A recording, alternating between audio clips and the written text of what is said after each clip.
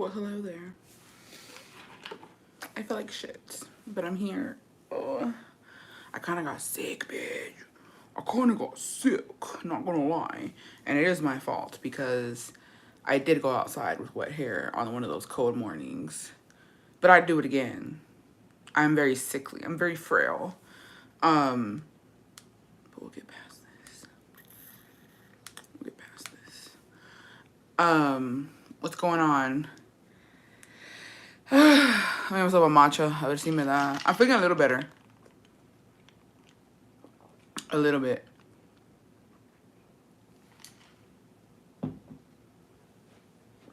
I wish I should up on that live thing. I hope she doesn't get sick. Yeah, well, I did. I feel a little better. I feel a little better. I'm doing all right. Hey, bestie, watching you from Acuña, Coahuila. Oh, burr. I'm so excited.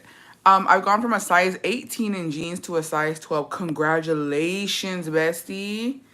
Girl, I'm watching The Secrets are so good. It's a good show. Right, y'all. Oh, yeah, it is a regular life. Should I go to Olive Garden? I'm hungry, but I don't know if it's worth leaving the house. I love Olive Garden. I had it the other day. Get the chicken and gnocchi soup. It's amazing. It's amazing. So today we're going to be doing sibling fights. So if you've ever gone into an argument, or if you, a fucking bitch-ass hoe sibling has ever betrayed you, send it to the damn, what's it called? Bestie Stories. Stories.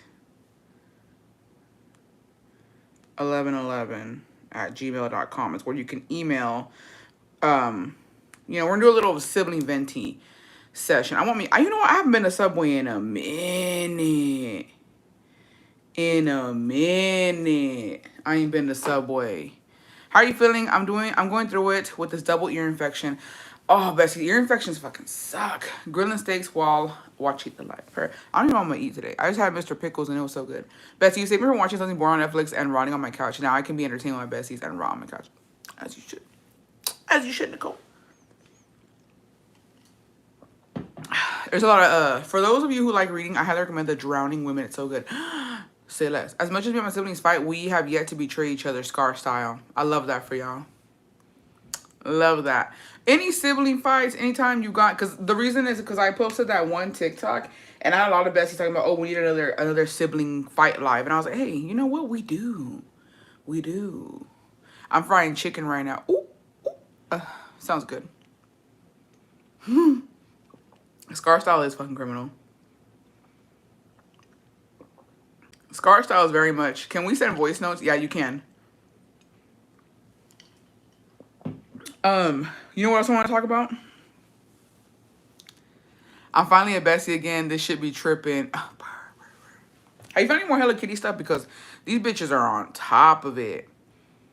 So, if you don't know, I'm about to entertain you bitches with this story. Have you guys seen what happened on TikTok with that girl going viral? I have 4 siblings fighting with 3 for different reasons. Why they all dumb? Deadass. Sophia, happy 18 months, doing my Halloween nails while listening to you, bestie. Perfect timing. Bestie, that girl leaving her cheating boyfriend at the border is top tier. City girls on top. Only child here. Yes, we need to talk about it. We're couch riding and telling my man about the woman who allegedly took her man back to Mexico. Here's the thing. I saw it, right? And then I saw I didn't think it was going to blow up, okay?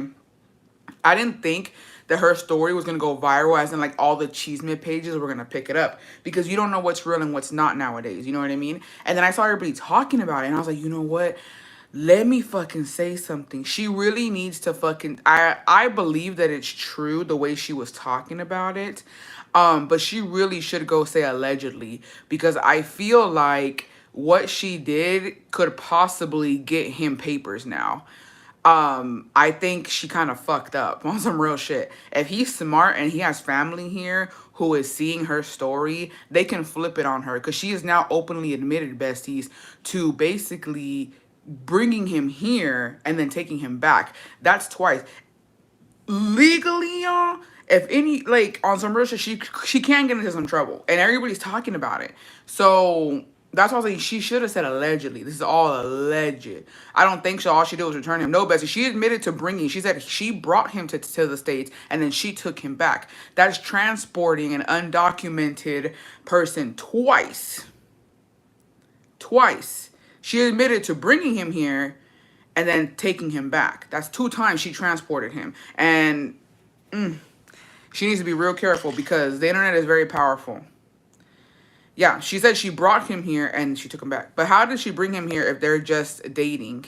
I don't know. She didn't give a big story time as to how she just said that she brought him over here.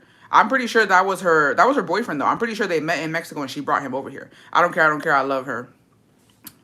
Shit. Let's hope it don't go that way. She said helped. I thought maybe with money. That's the problem. She didn't give any clarity as to how she helped him. That's why she should have said it's alleged. It's alleged. Hey, besties, you're checking in real quick. I had my baby girl yesterday, and we are both healthy and recovering home. Congratulations, Ruby. Happy 18 months. Congratulations. Going out Broncos 959. Ex-girlfriend still in jail for smuggling people. ¿Quién la viera? I like how Bronco didn't even hold it down for her. He would BB again. That's crazy. As long as she didn't threaten to deport him or commit a crime against him, he can't do much. Let's hope so, bestie. Let's fucking hope so. But the only reason I was worried and I was like, fuck, is because it's going viral. Everybody's picking it up right now. Everybody's talking about it. Yeah. Good luck to her, though. I mean, here's the thing. Cool. I think it's cool that, you know what I mean, she took revenge to her own hands. Me personally, bestie, that's some diabolical fucking shit, y'all. Like, you have to really, really, really, really not give a fuck. I don't think I could do some shit like that. Like, at the end of the day, el karma viene y se lleva la gente. Like, she about it. She about it. But guess what, too? I was like, fuck, her putting this on the internet, too. I bet you now, the next man she get can't be undocumented. They ain't gonna trust this hoe. You have to have bosses that, yeah, you do. She's impulsive, too. I think it was impulse. She was just enacting Trump's over JK, y'all.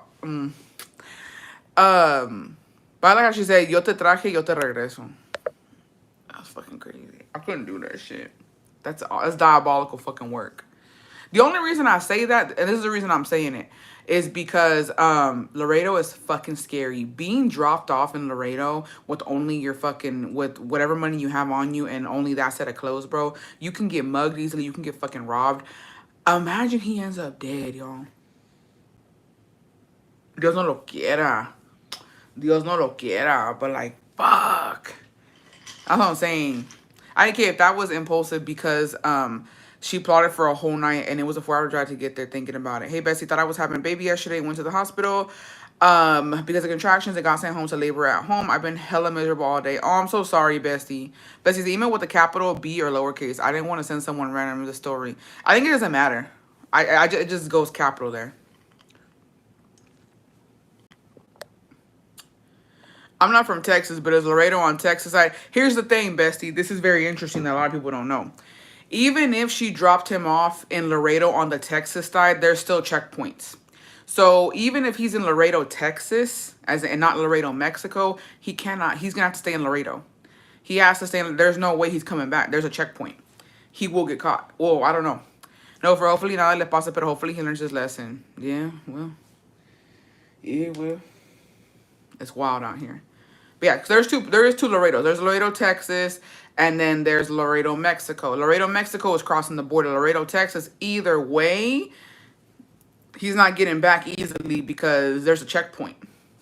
But Bessie, in the clear, we all fam. Look, she's a Texas baddie. Yeah, no, they don't play in Laredo or TJ. Even in Phoenix, as you near the Sonora border, there's a lot of checkpoints. Yep, I would have jumped out the car if I was best shady. Him too for even trusting her, but fuck, y'all. I was telling Jacobo, and he was like, bro, he was like, look, he cheated on her. That's his fucking problem. He's like, but she better fucking hold on, le pasa, because that shit's, it's one thing to be from Mexico. It's one thing to be from Guanajuato, San Luis, Zacatecas, Durango, wherever the fuck you're from Mexico, and you already know your pueblo, you already know your estado and how it is. But Laredo ain't no fucking joke, y'all. The people who live there will tell you. Like, yeah, they're cool, everybody, but Laredo is very motherfucking scary. Both sides of Laredo are scary. You get mugged easily out there. If you go into the wrong motherfucking street, like, I don't know. I was confused because wouldn't Border Patrol check them even if they're going to Mexico and arrest them or something? No, they don't. When you're going back to Mexico, they don't check. When you're going into Laredo, they don't check. It's when you're coming back. Like, yeah, you pass checkpoints going into Laredo, whether it's Laredo, Texas or Laredo, Mexico, but they don't check you. They don't ask you for your ID, nothing, because they know if you're not documented, either way, you're not coming back, because the other checkpoint coming back, they will check you. I'm in Laredo, Texas, and I don't even go to Nuevo Laredo. Yeah. So, yeah. That's the only thing where I was like, fuck, girl. Hopefully now that pasa, I said, hopefully the money that he had, hopefully he got on the bus and he went back to his state. But if he's stuck in Laredo, not doing anything, that's scary. Bessie, I live in Laredo and I've gotten, yeah, because you live there, Bessie. You know the ins and out. It's the same thing here. It's the same thing in Houston. I would never just on a limb go to Houston and just, like, you know what I mean? Just go wherever. You just can't do shit like that. People who are from Houston and know Houston, of course, they know where to go. They know the good parts. Same thing in Austin. There's bad parts here in Austin. Bitch, if I didn't like you, I'd tell you go to Rumberg. Go to Rumberg and go down there and see what happens. You know what I mean? It's like, you know where not to go in Laredo. You can't tell me that all of Laredo is safe, bestie. No. One time I went to pick up my bestie in her story time, and she says he came back eventually. Oh, so this isn't new then? This is old? Oh, okay. Well, good then. He came back good. Houston is safe for the most part. Yeah. No, you cannot tell me that all of Laredo is safe. It's not safe. Nowhere on earth is safe. There's not a corner of this earth where you can positively say this is a safe area. No, you can get mugged anywhere and everywhere. I'm just saying Laredo is very motherfucking scary. If you don't know where you're going. If you don't know where you're going, if you don't know the people there, if it's your first time out there, yeah. But also, people ain't vacationing to Laredo. Let's be fucking for real. Laredo is not a vacation spot. I never heard a bitch say, hey, let me go spend a week in Laredo. That's not real. Same thing, just like El Paso, any border town or Brownsville. I'm not thinking, oh, you know what? Let me go to fucking Brownsville and spend a week there. No. I feel exactly what you mean. I was local for a long time, so I know which parts of San Francisco and Oakland are safe, but you can easily end up in the Tenderloin. Yup. Tony Redmond is in fact inside, Bessie. Yeah, I know. She out there living her life. I think she's almost coming back already.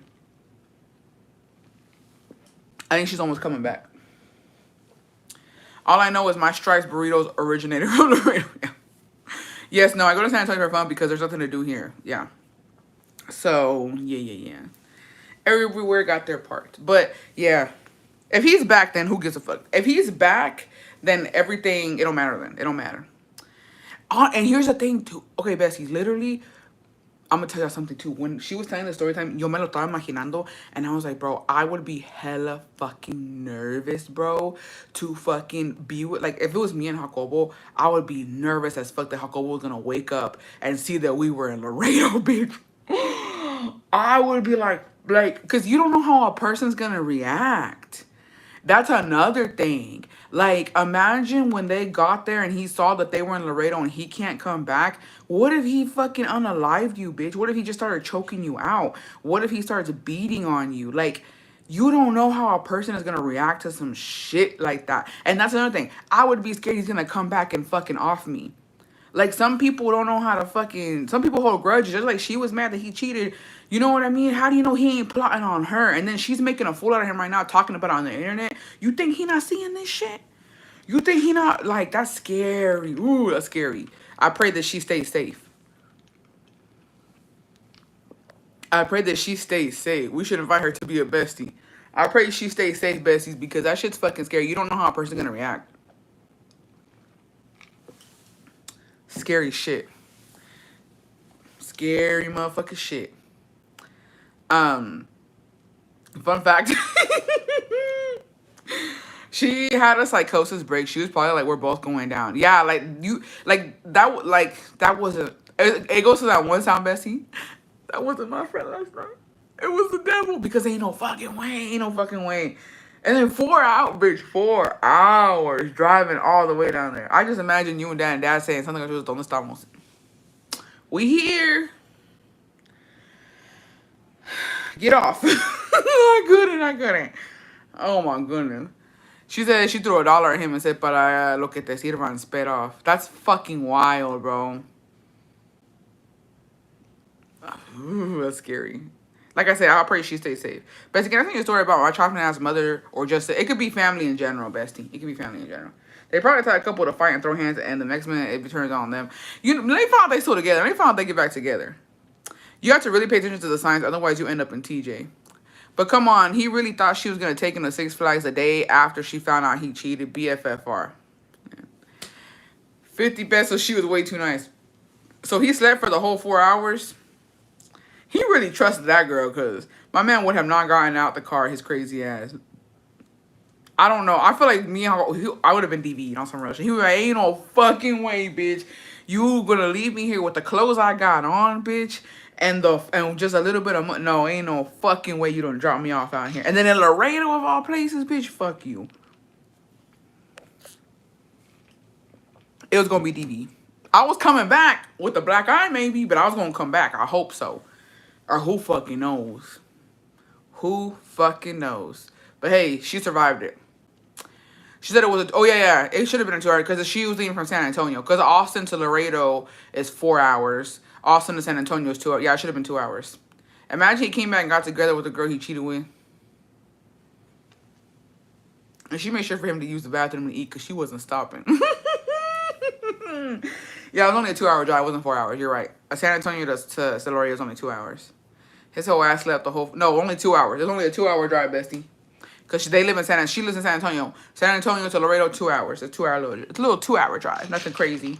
I bet she was hella pisándole too. I would have been like, fuck, he gonna wake up.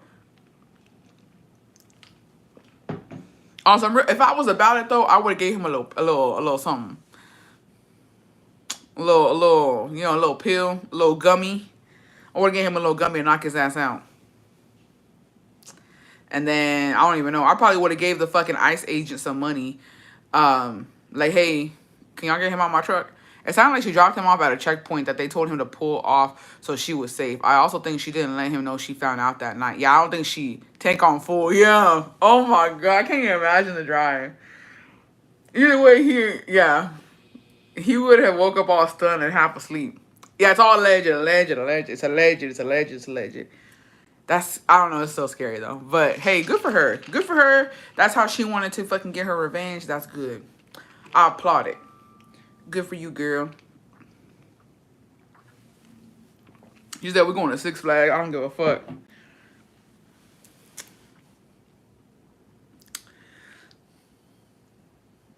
I don't know. And you know what it makes me think, Besties? I really ain't even lived life. Like, I've been through a lot of shit at my ripe age of 29 years old. But you know what? ¿Sabes qué? I ain't really lived life like you bitches have been living life. I haven't lived life. I haven't done some diabolical shit like that. Honestly, you gotta think twice when someone says we're going to Six Flags. Shit, and I thought my revenge was bad. That's what I'm saying. I feel like, damn, I've done some diabolical shit, but not that fucking crazy. Like, the only story I have similar to that is one of my uncles, bro. He used to be an alcoholic on some real shit. Like, he used to drink a lot. Like, he was fucking about to die, y'all, because of how much he was drinking. And so my dad and some of my uncles who already had, that's worse than brujeria on some real shit. We can't. Why couldn't you just go the brujeria route? Take a picture of him to your fucking bruja and, I don't know, make him lose his hair or something. Make that fucking hairline recede. We ain't shit. We'll never live to this legend. Never. And so they couldn't deal with him anymore. Like, he was just wilding out over here. So they got him, like, he was drinking. They got him drunk. It wasn't like he was already going to drink regardless. And they fucking drove him to Mexico. He got so fucked up. And, yeah, he slept the whole way there. And they just kept giving him beer, until they got to Guanajuato. And then they're like, here we are. You're getting, estamos internad. And they put him in rehab. And I was like, Jesus Christ. But here's the thing. Those are his brothers. They were looking out for him. They saved his life on some real shit. So, you gotta do what you gotta do. I wish I could do that shit to Scar low-key. Just kidding. She made sure he was outside the state lines. I'll take matters into my own hands. Hey, Connie. Some women really out here claiming their power, and I'm here witnessing it. Wow, I need to take notes. Exactly. We're not doing enough. Yeah, we're not doing enough. We're doing too little. All cheating messy with one eye open. That shit's fucking scary.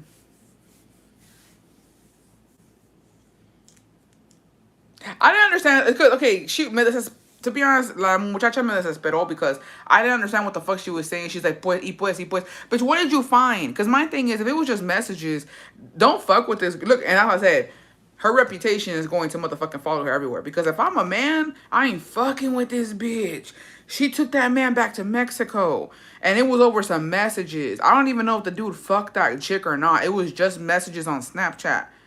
What was she going to do if she found out they actually fucked? That's scary. It sounds like that one white van we were talking about a few lives ago. Did y'all see the TikTok of the girl who caught her husband cheating? So she moved their mobile home so he comes to no home on an empty plot? Yup. The Office episode when Michael took Meredith to rehab facility and told her they were going out the... Hey, you gotta do what you gotta do. Right now, you know what I was on? There's this freaking girl. I think her name is Patty. I was watching the whole thing. I want to slap this bitch. She has a trailer on her parents' property, and her mom cut the light off on her because she wants her to leave. She hasn't paid no bills or whatever, and they're taking care of one of her kids, and she's taking care of the other. And like, she called the cops on her parents, and it was a whole fucking thing, bro. And I was esperando, and I was like, bro, how fucking embarrassing. Like, at the end of the day, living with family fucking sucks, pero tienes que tragar tu pinche orgullo because obviously you can't afford to be nowhere else. At the end of the motherfucking day, their house, their rules. And it was fucking pissing me off, y'all. Imagine it was a poke on Facebook and she reacted like that. Exactly. The SA girl reminds me that Texas females are... This San Antonio girl reminds me that Texas females are wild as fuck. San Antonio ain't no fucking joke. Trish... Hey, Trish, your city's up, Trish. And saying that they live so close to me. Did you watch that her baby daddy is her nephew? Who? I said, I'm sorry, y'all. It's low-key long. It's okay. We love a long story. Who? That Patty bitch? Ew. That's disgusting. Don't piss me off right now. I don't want to hear it. I don't want to hear it. I want to hear it. I want to hear it. Okay. Besties. I have a sibling fight. My sister was hosting a baby shower for our cousin. First of all, I didn't want any part of that, lol. I was helping her set up. She kept talking to me like I was stupid, yelling, demanding, just being a total bitch. Well, she came at me playing around, and I thought she was trying to slap me, and I snapped. I don't know what happened, but I went ham on her. I was punching her, pulling her hair, just straight up beating her ass. She had a busted lip. My mom was screaming for help. LOL, my husband had to separate us. My poor mom is 4'11", and she was trying to stop us. When all the guests came, we had to act like nothing happened. Bro, your sister's... she decided to fuck with you on the wrong day, bitch. I saw that her daddy wanted her to leave. Yeah, the girl you're talking about, that's her nephew. She has a son she don't take care of because of him. That's disgusting. Damn, Bessie, you had to have some... Yeah, to snap like that, bro, is wild. I'm not even gonna lie, Bestie. You snapping like that is honestly fucking wild. Ain't no fucking way, bro. But hey. No, the acting like nothing happened is what gets me. Y'all still had to host a damn baby shower. Oh, okay. Hey, Bestie. I've honestly had this on my chest for a while, and it's been eating at me. My mom legitimately thinks she's done nothing wrong, so it's no use now to tell her how much she hurt me, because I've tried before and she always makes herself the victim. For any besties who are aware, I'm the bestie whose baby boy passed away. My story with my son began at 19 weeks when my water bag ruptured without explanation to this day. I was told I would be going into labor within 72 hours. Miraculously, I stayed pregnant through several hospital visits, bouts of bleeding, and absolutely no amniotic fluid for 6 weeks. My son kept a steady heartbeat the entire time. Unfortunately, our greatest concern came true when I went into labor and delivered him at 25 weeks. His lungs had not been able to develop due to lack of amniotic fluid. He survived 20 hard hours in the NICU before we decided to allow him to pass peacefully in my arms. I thank my boy every day for his great fight and every attempt to stay here with us. Unfortunately, I quickly realized my mother was a narcissist throughout this horrific process.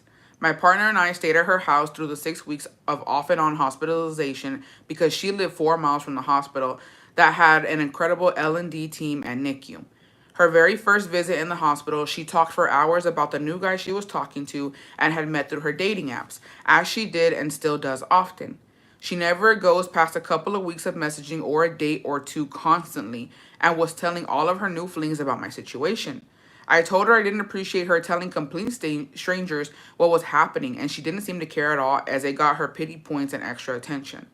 I hinted to her in that visit that I wanted to nap so that she would leave me, and she said, I'll just sit here on my phone then. It's almost like she's allergic to reading the room. Her second visit, she happened to be there when our MFM came in for a follow up conversation about risk statistics with my PPROM since it was still early in the 6 week journey and we had no idea what was going to happen or when. He performed an ultrasound, and my mom immediately stood up and blocked my partner, pulled her phone out to record, and promptly put it away when she realized my son was almost invisible on screen from lack of amniotic fluid, something we had already shared with her. She also interrupted our conversation with the MFM to ask him questions we had already discussed earlier with him before she came to visit. She was very much so inserting herself and thinking she was being helpful when she was really just a nuisance. Eventually, I stayed in the hospital for 2 complete weeks leading up to me actually going into labor.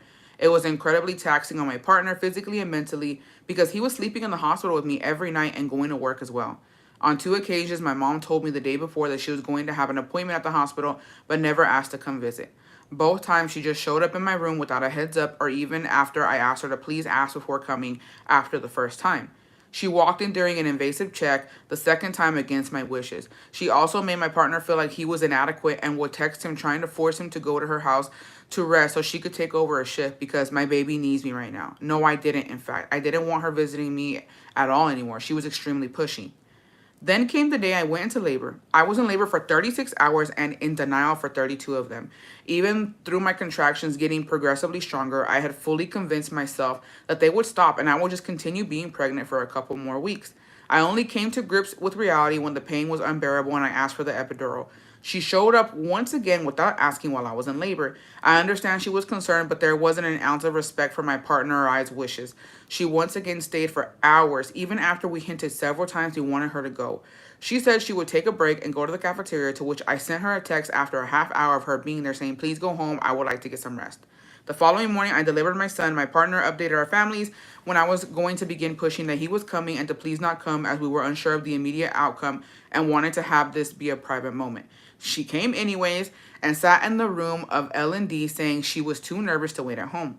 My son did not cry when he was delivered. He was quickly rushed away to the NICU to perform a procedure to attempt breathing intervention. The procedure took 3 hours and my partner and I waited with so much pain in our hearts. My partner went to get something from the car for me while we waited to see our son and my mom in the waiting room. She intercepted him and was asking a million questions about my son and said she was waiting there for when she could go in with us to see him. My partner said he was in a procedure and neither of us had seen him yet. She yet again tried to say she would sit there and wait on her phone, and he finally put his foot down and told her we specifically asked people not to come because we had no idea if our son would even survive the procedure, and there was no way to know the gravity of the situation until he was born. He sent her home and could tell she was hurt, but she would not listen to any kind suggestions or prompting. Eventually, we saw our son. I left the NICU screaming in the hallways of L&D.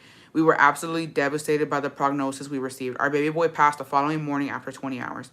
Our nurses were absolute angels and made us a box to take home, the crochet blanket and beanie he passed away in, along with hand and footprints, bracelets with his name, along with other items I will always cherish. We came home from the hospital to my mom's house, and she immediately fell to the ground, screaming. We were so close.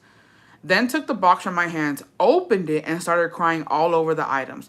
One of the bracelets came undone in her hands, and the beads were bouncing all across the floor. My heart dropped to my stomach, but I was too overcome with my grief to even yell at her or say anything. We stayed at her house for a couple more weeks as I went through my grief, which I was thankful for because I found the thought of going back to our apartment with his stuff there torturous at that time. I asked her to please let my dad, who I'm no contact with, know that my son had passed away. He sent me money to support my spouse and I with rent for that month, which I was grateful for. My mom bragged to us upon getting off the phone. She asked him for $500 for herself because she was feeding us and was going to use it for groceries. My partner began contributing to groceries and cooking by going to the store on his own after only a couple days, and my mom later bragged again that she spent the money my dad had sent her on a new kitchen gadget for herself.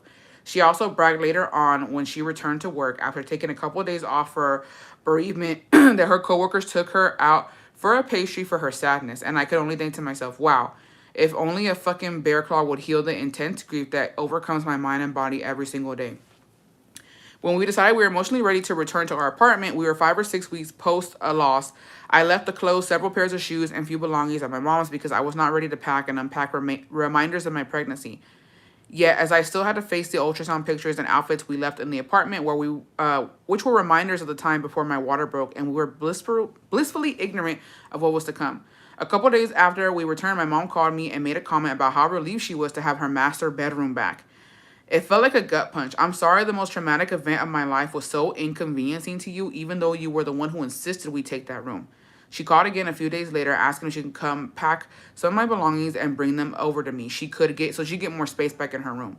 I truly wasn't ready for it, but said yes, please only bring what was in the closet, and I will come tomorrow or the following day for the clothes and the dresser. She showed up the next day with the items and then asked me to follow her to her car for more bags. On our way there, she again, not gonna lie, but I'm really happy to have my room back. She opened her trunk and inside was everything I had left at her house. All the maternity clothes I wasn't ready to look at again, along with other items I had with me while I was in the hospital to pass time. I immediately started crying and she was actually confused as to why this was upsetting me.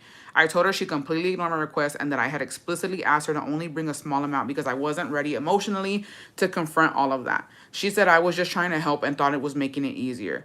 She refused to leave my apartment because I was hysterically crying and she wouldn't leave knowing I was in that state, although she was the one who made me upset.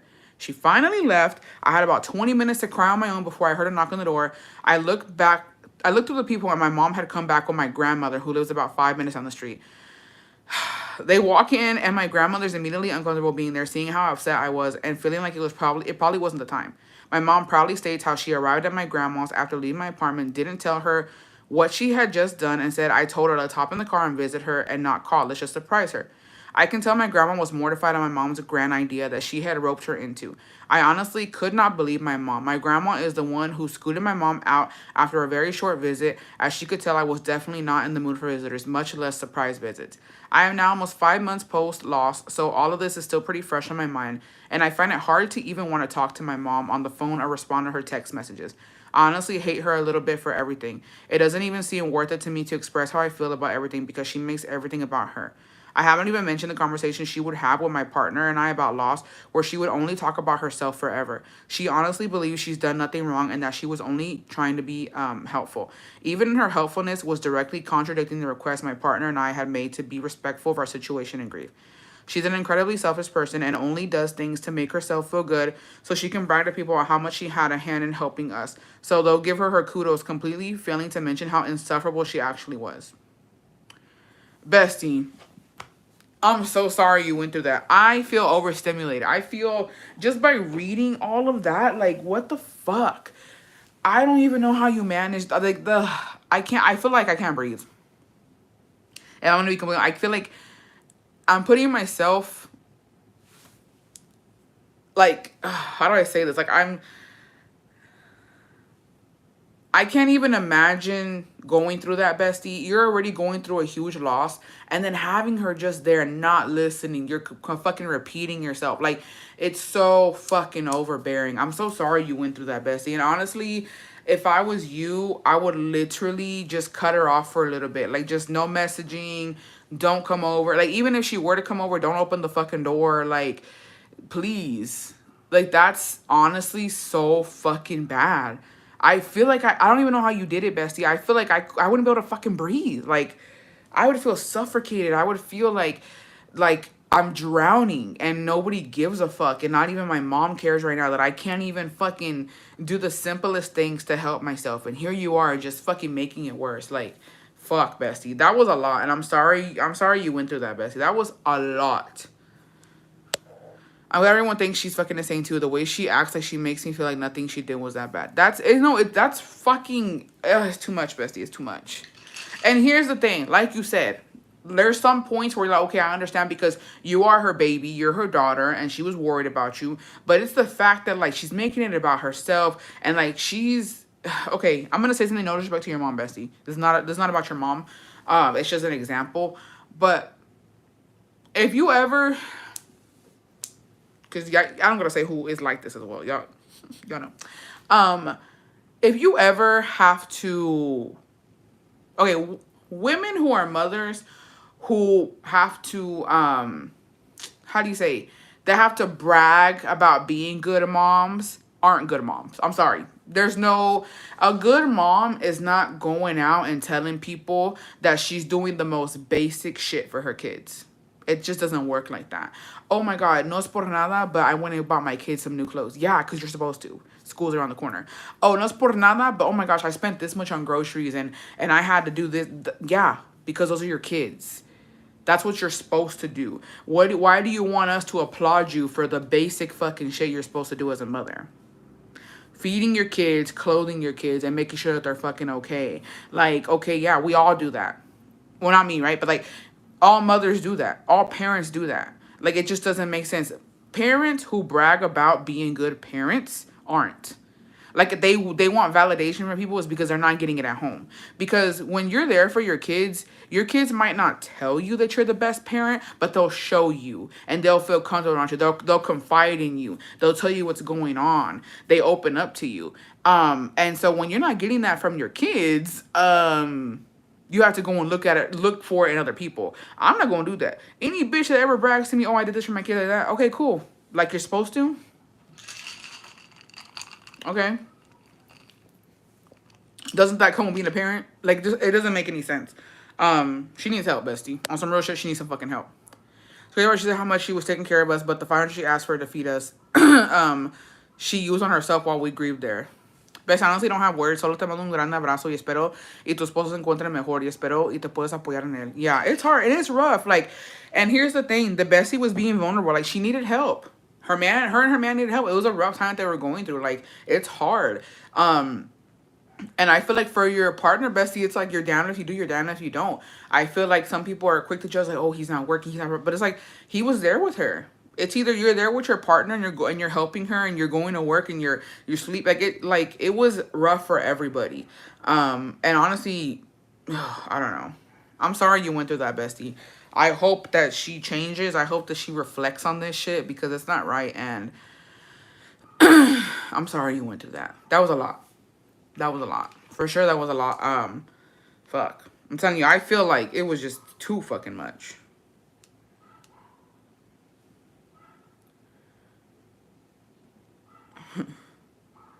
Okay, we got audios. I'm scared. He took 1 week off from work and then went back. We both work with little kids, so it was torture for him to go back. Oh, I'm sorry, bestie. And her taking financial advantage of your tragedy is crazy. When people kick you, well, when you're down, they don't deserve you. Exactly. That's. I know, bestie. Hey, bestie. So I had sent you a bunch of voice notes, and then I thought, I'm not going to do that to you. It was a lot.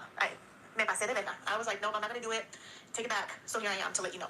Long story short, my boyfriend was being short with me all morning, and I'm talking about he pissed me the fuck off. Like, I'm asking over here some simple questions that I actually need the answers to in order to figure out what I'm doing with my day. And he had attitude, so I was throwing attitude back at him. We were going back and forth. He hurt my feelings. It's Shark Week, and I'm sensitive, and I was just like, well, fuck you. And then he ended up leaving to go do some work stuff. And he came back, we had tacos, he apologized, I cried, I told him he hurt my feelings, and we're here now. We're good. So, crisis averted, I guess. I don't know. We'll see. But I'm messaging you to tell you I heard some sibling drama today. So it's not my story, but while my boyfriend was doing all his work stuff, he figured out, well, he didn't figure out, because this girl basically just word vomited everything to him, because I guess since him and I are friends with her sister, she just thought it would be great to let us know what's going on. Basically, her sister has a daughter that she had when she was a teenager. I think her daughter's maybe like 13 or 14 years old, and she is about 28 years old, let's say. And so she had her when she was young. Basically, it was the result of rape by her uncle. And so that's what we've always known. Like, mind you, the only reason we really know her is because we used to work with her, and she helped my boyfriend get this job that he's at now, which he's trying to transition out of. And she helps us anytime we have some kind of mechanical issue or whatever. Like, her dad does that for us. So I guess she felt the need to let him know, like, hey, since you know her on a personal level as well, I'm just going to tell you the cheese man. So she basically goes in, and these are palm-colored people, by the way. She goes in and says, hey, so you know how we all thought that my niece, which is, of course, her sister's daughter, was from her uncle, because this was a grape situation. We always thought that their uncle was her sister's daughter's dad. We'll come to find out that it's the stepdad. So basically the stepdad impregnated his stepdaughter, and in that making, like, if I'm putting myself in that girl's shoes, it's like, my stepdad got me pregnant, so then my daughter and my sister are also sisters, if that makes any sense. I hope I explained that correctly. So now him and I are both sitting there because he obviously came back and told me what's going on. And we're sitting there talking about it and we're like, what the hell?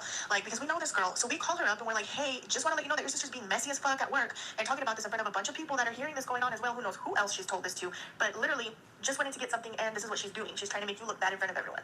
And she sits there and she's like crying and she's like, hey, like, because I know you guys, I just want to let y'all know, like, yeah, that's the truth. Basically, she was raped, but now she said things have changed, things have gotten better because she's really close with her stepdad. Like, they hang out all the time. Like, he lives a distance away, but like he'll come and spend a week with them and then they'll go and spend time with him. And so now we're thinking about it and we're like, damn, this is kind of a weird situation. Not to judge her because I cannot say that that has happened to me and I cannot put myself in her shoes and I cannot say from experience that it should be or shouldn't be a certain way, so I'm not going to go there. But she's really close with her stepdad. Like I said, we always call her if we have any car issues, and literally either her stepdad's on the phone helping us or he's there and he'll work on the cars for us, and like he's always there. So we were confused. He's actually here right now. We're confused and we're like, hey, like, you know, just talking about it. She's like, now people are going to think of me a certain way and all this other stuff. She's like, but you know, like, it's not like that. And you know, now we're thinking like, damn, like, what people are really going to think is like, have they been messing around this whole time because she's cool with him, or like, what is he doing to her daughter if he did that to her? Like, we don't know what to say. We're just like, hey, you know, we know you have a daughter, just be careful with her. That's all we're gonna say. Like, leave it at that. So she was like, thank you. She's like, I'm gonna call my sister. She's like, because nobody else in the family knows this. Now I'm gonna have to tell my mom and I'm gonna have to tell my other siblings and pretty much anyone in their immediate family know that her stepdad is actually her daughter's dad. So we somehow got thrown into this situation, and it's crazy because, I mean, we don't know her that well. It could be that she has been with him since then, or it just, I don't know, like, if you healed and you've forgiven him and things are all good now and things are just how they are and he really has changed, then good for you. Like, if you trust him around your daughter, good for you. Like, we can't, like I said, I don't want to judge, but it's just kind of a weird situation to where it's like, what's really going on? Like, and if it is that, then I don't know. I'm just confused. I'm going in circles at this point, so I just kind of wanted to see what y'all think. I also want to add that our friend did say that she never came out and said anything because her siblings always looked at their dad like he was a hero to them and he was just always the best parent because their mom has always been really bad on drugs, and so she wasn't necessarily very present or there for them, and so that was her reason for not saying anything about it. And then of course, because things have changed and he's no longer that way with her, she didn't feel a need to ever say anything. But now that her sister found out and has been saying things, she now has to, you know, bring this up with everyone else. But it's just, it's a crazy situation. Also, and I'll make this quick, yesterday something super embarrassing happened to me and I have to tell somebody, so I'm going to tell you all. Basically, my boyfriend was just super lovey-dovey yesterday, and every, like, 5 minutes, he was like, come give me a kiss, come give me a hug. And I was over it. I was like, okay, here I go to give this man his 10th kiss of the day. So I get up, you know, he's sitting in a chair. I bend over to give him a kiss. Y es cuando me dio un calambre en el lado. And when I tell you that it hit me like a shock, I farted at the same time. I'm kissing this man. I knew it. And I farted. And I am never going to live that down. And he tried so hard to be like, he didn't hear nothing, ignore it. And I looked this man dead in the eyes and I said I farted, and we busted out laughing and I died. I know it. Y no te hagas pendeja. No te hagas pendeja. No te hagas pendeja. You didn't get a fucking calambre, bestie. I know you. And I know you didn't get... No te dio un pinche torcidón. Se te salió un pedo. Porque ya estás, ira, loosey-goosey de allá atrás. I'm just kidding, bestie. Ey, las cosas como son. ¿Cuál pinche? Ay, me dio un calambre. You didn't get a fucking cramp, bitch. No te torciste, se te salió un pinche pedo. And that's fine. That's fine. Start doing ass kegels. El pinche Shiloh Lucy. It's not giving apretadito. It's not giving apretation. It's giving luxation. Okay? Do better, bestie. Don't you sit here. It's one thing to come in here and give us chisme, and it's another to lie to my motherfucking face. It's another to come in here. Oh my God, del pinche torcidón que me di. No, you didn't even have to push. That's bad, bestie. That's bad. That's bad that you just, nomás pinche te pusiste así, ira, se te salió. Nah. Ain't no fucking way que se te escapó un pinche pedo, bestie. Do better. Anyways, let me... Sorry. Anyways, damn, the cheeseman fucking cheeseman. That was crazy to drop... No, and disrespectful as fuck to drop that shit at the end of that fucking cheeseman, bestie. It fell out. That hole slipped out. Bestie, her ass was coughing. Anda malita. It was a trauma shock. It was something. Okay, so anyways, so here's the motherfucking tennis. So Bestie and her man are friends with some girl. This girl's sister, Scar, we're gonna call her Scar Jr. Scar Jr. works with the Bestie's man. And so Scar Jr. is out here telling everybody her sister's business. Allegedly, her sister has a dog, has a child, right? And she said that it was from her uncle. But it wasn't from great from her uncle. It was from great from her stepdad. So her child is her stepdad's child, and nobody knew. So because the sister's out here spreading her motherfucking business, now she had to go let people know. Well, this is what happened. And she said it was. She claims that it was grape, that her stepdad graped her and got her pregnant, but that they're good now. That he's a changed man and like they're close. So it's giving. I ain't gonna lie though. If I don't even know if we can call her a Scar. I don't know if we could say Scar Jr. because she's telling her sister's business for a reason, Bestie. Maybe she's concerned. Maybe some shit's going down. Maybe she's like, this ain't fucking normal. This ain't right. Why the fuck are we? You know what I mean? So I don't know. I agree. Don't tell her in the workplace, but fuck. I don't know, Bessie. The whole thing's fucked. I hope that she gets help because it doesn't sound like that's normal and like it's just not right. There's no way that you just keep on talking to somebody who did that to you and like it's not right. Bestie is the one who got grapes and had a child. Bestie is no, it's not Bestie. You slow learners, get to the fucking back. Maida and Selena, get out. Get in the back. Get in the motherfucking back. Get in the back right now. I'm not dealing with y'all. I'm sick. Matter of fact, the Bestie with the loose ass too, get in the back. Loosey Goosey, Maida, and Selena's to the motherfucking back. I don't want to hear it. I don't want to hear it. Selena, take Maida with you. Yeah, one gay shouldn't get back there. Okay. No, the Bestie said in the beginning, okay? The Bestie in the beginning, this is not my story. This is this is our friend's story. So they didn't even say not the Bestie, you leave her alone. She did in the beginning. She's like, I'm going to wait till she's done because I'm a slow learner. Yeah. Let me draw this shit out. Let me get the fucking whiteboard. Because I know you. Let me fucking. And y'all stand up. You hear me? I'm sick. And I got to fucking bring out the whiteboard. Bring out the whiteboard on you bitches. Got me acting fucking crazy. And y'all just heard my fucking nalgas. Bring out the fucking whiteboard. Ooh, this whiteboard getting work put in. I'll tell you that much, bitch. This whiteboard ain't had to do this that often. Tell you that much. You better fucking follow along, too. Excuse me. Yeah, because I'm slow after having a baby. I had her 2 years. This again, it's like, no, have you seen those fucking memes? Or it's like, I haven't lost this baby weight. The baby's fucking a teenager. Okay. So we have the Bestie. Listen up. We have the Bestie's boyfriend. Okay. Then we have the victim friend. And then we have the friend's sister. So we got the friend sis.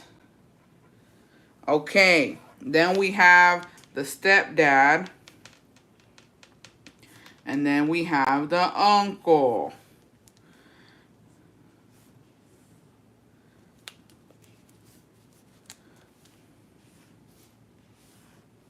And then we have the victim's friend, Bebe Kid.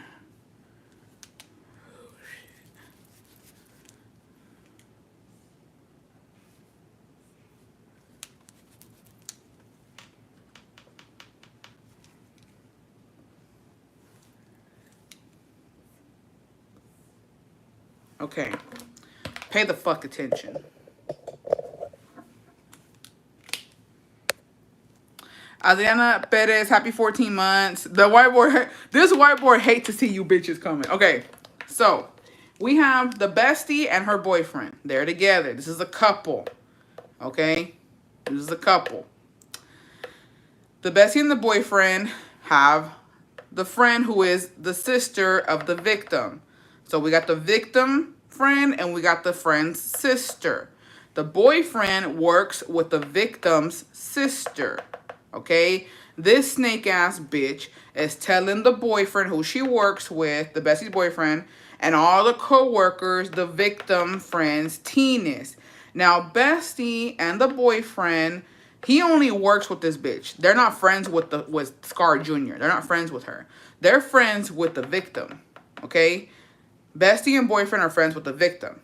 But because boyfriend works with the sister's telling her sister's business. Now, originally, the victim said, okay, that the uncle was her baby's father.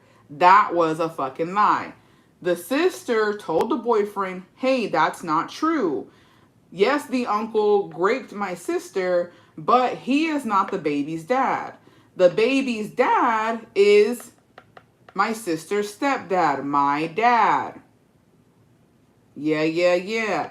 And so they find out the fucking teenage from the sister, and they tell their friend, hey, your sister's talking shit. She's putting all your business out there, and she's spreading lies saying that your stepdad is your daughter's daddy.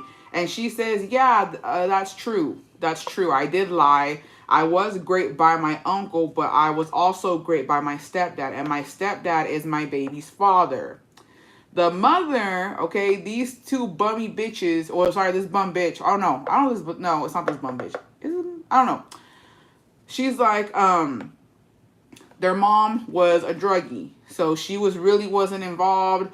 And I am thinking that the scar ass bitch was telling him, because I feel like she probably thinks it's not normal, because the victim and her stepdad, even though he raped her and he got her pregnant, they have a good relationship. She forgave him, and she's saying that he's a changed man. And so, and like, even they hang out with him, like, you know, they're like, oh, you know what I mean? So, yeah.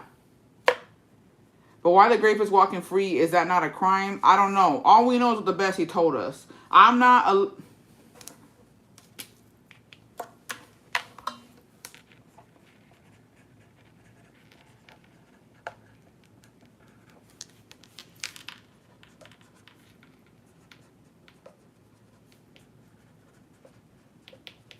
Who am I? Am I answer number one? Am I option number one? Or am I option number two? Who am I? Who am I, y'all? Am I option number one? Or am I option number two? Option number one is Julia Garcia. Option number two is SVU Special Victims Unit, Olivia Benson. Am I Olivia Benson? Or am I Julia Garcia?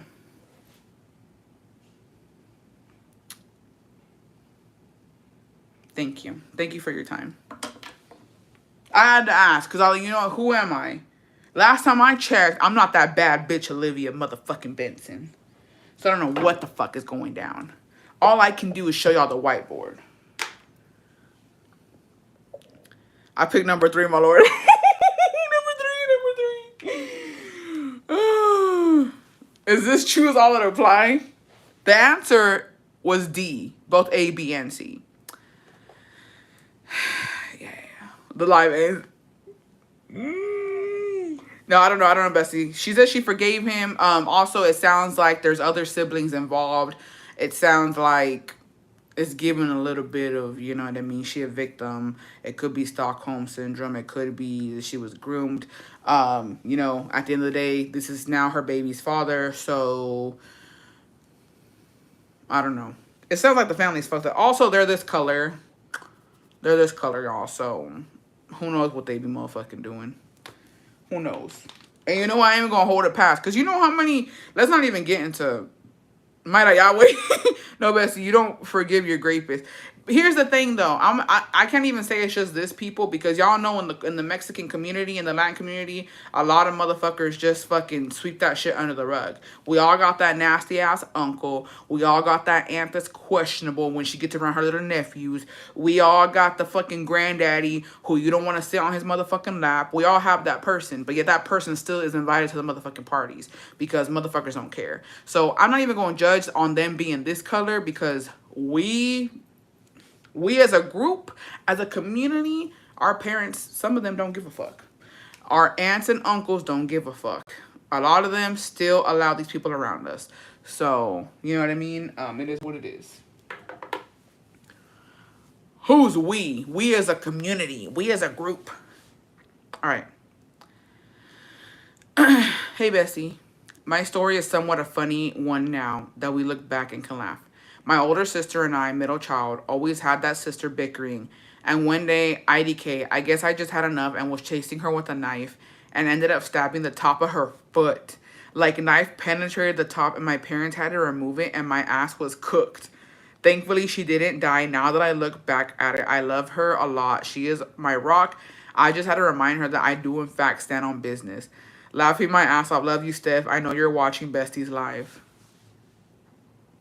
Oh, it's giving serial killer. It's giving you got fucking... If I was your parent, throw that bitch in the fucking bin. Because today it's her sister. Tomorrow it could be us.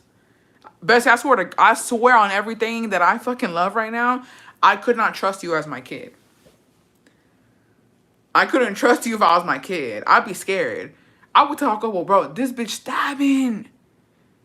This bitch stabbing. What if she comes? I would lock my fucking doors, bitch. I would fucking lock my doors. You're not coming into my room.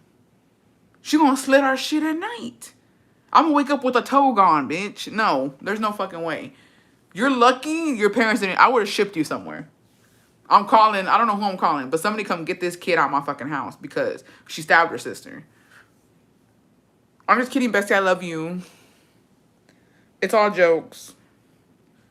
Remember, Bestie, you said there was one serial killer on the Besties, and you said me. Well, I say take it back. Love you, Bestie. I'm just kidding. It's all jokes. I love you. Besties, everybody say that it was just a jokey joke. We love our Bestie. That was cool. I'm glad you stuck up for yourself. I got a sibling fight story. Send it in, Bestie. The email is pinned to the top. Love you. And we're worried about random girls driving their boyfriends across the border. Yeah, a little jokey joke. Nothing too crazy. Bro, if you never played that... No, I can say this positively. I can say this, okay? Are we doing sibling verbal arguments or physical fights? Either or, it don't matter, Bestie. Straight up ignore my 6 month. I'm so sorry. I know, and you know what, Bestie? I did see it. I deadass did see it, and I was like, hold on, I'm gonna say it, but... Okay, otro besito más con mi bestie. Se les quiere, chulas, preciosas. Un besito para todos en donde quieran. Bendiciones, mis amores. Cooking por la mañana. Happy 6 months, bestie. I'm sorry. You're absolutely right. I did see it. My sister and I once got in a fight when younger, and she stabbed me with a pencil on my leg. I'm trying to think. Me and my sisters have gotten into yelling arguments. I've never fought them. They fought each other, and they fought my mom one time. Deadass jumped homie. Sorry, it's not funny.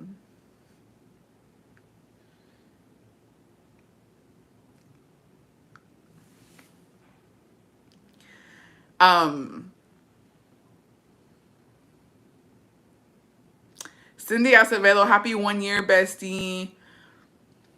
I'm trying to... I never... Yeah, I get about this gonna say. I never...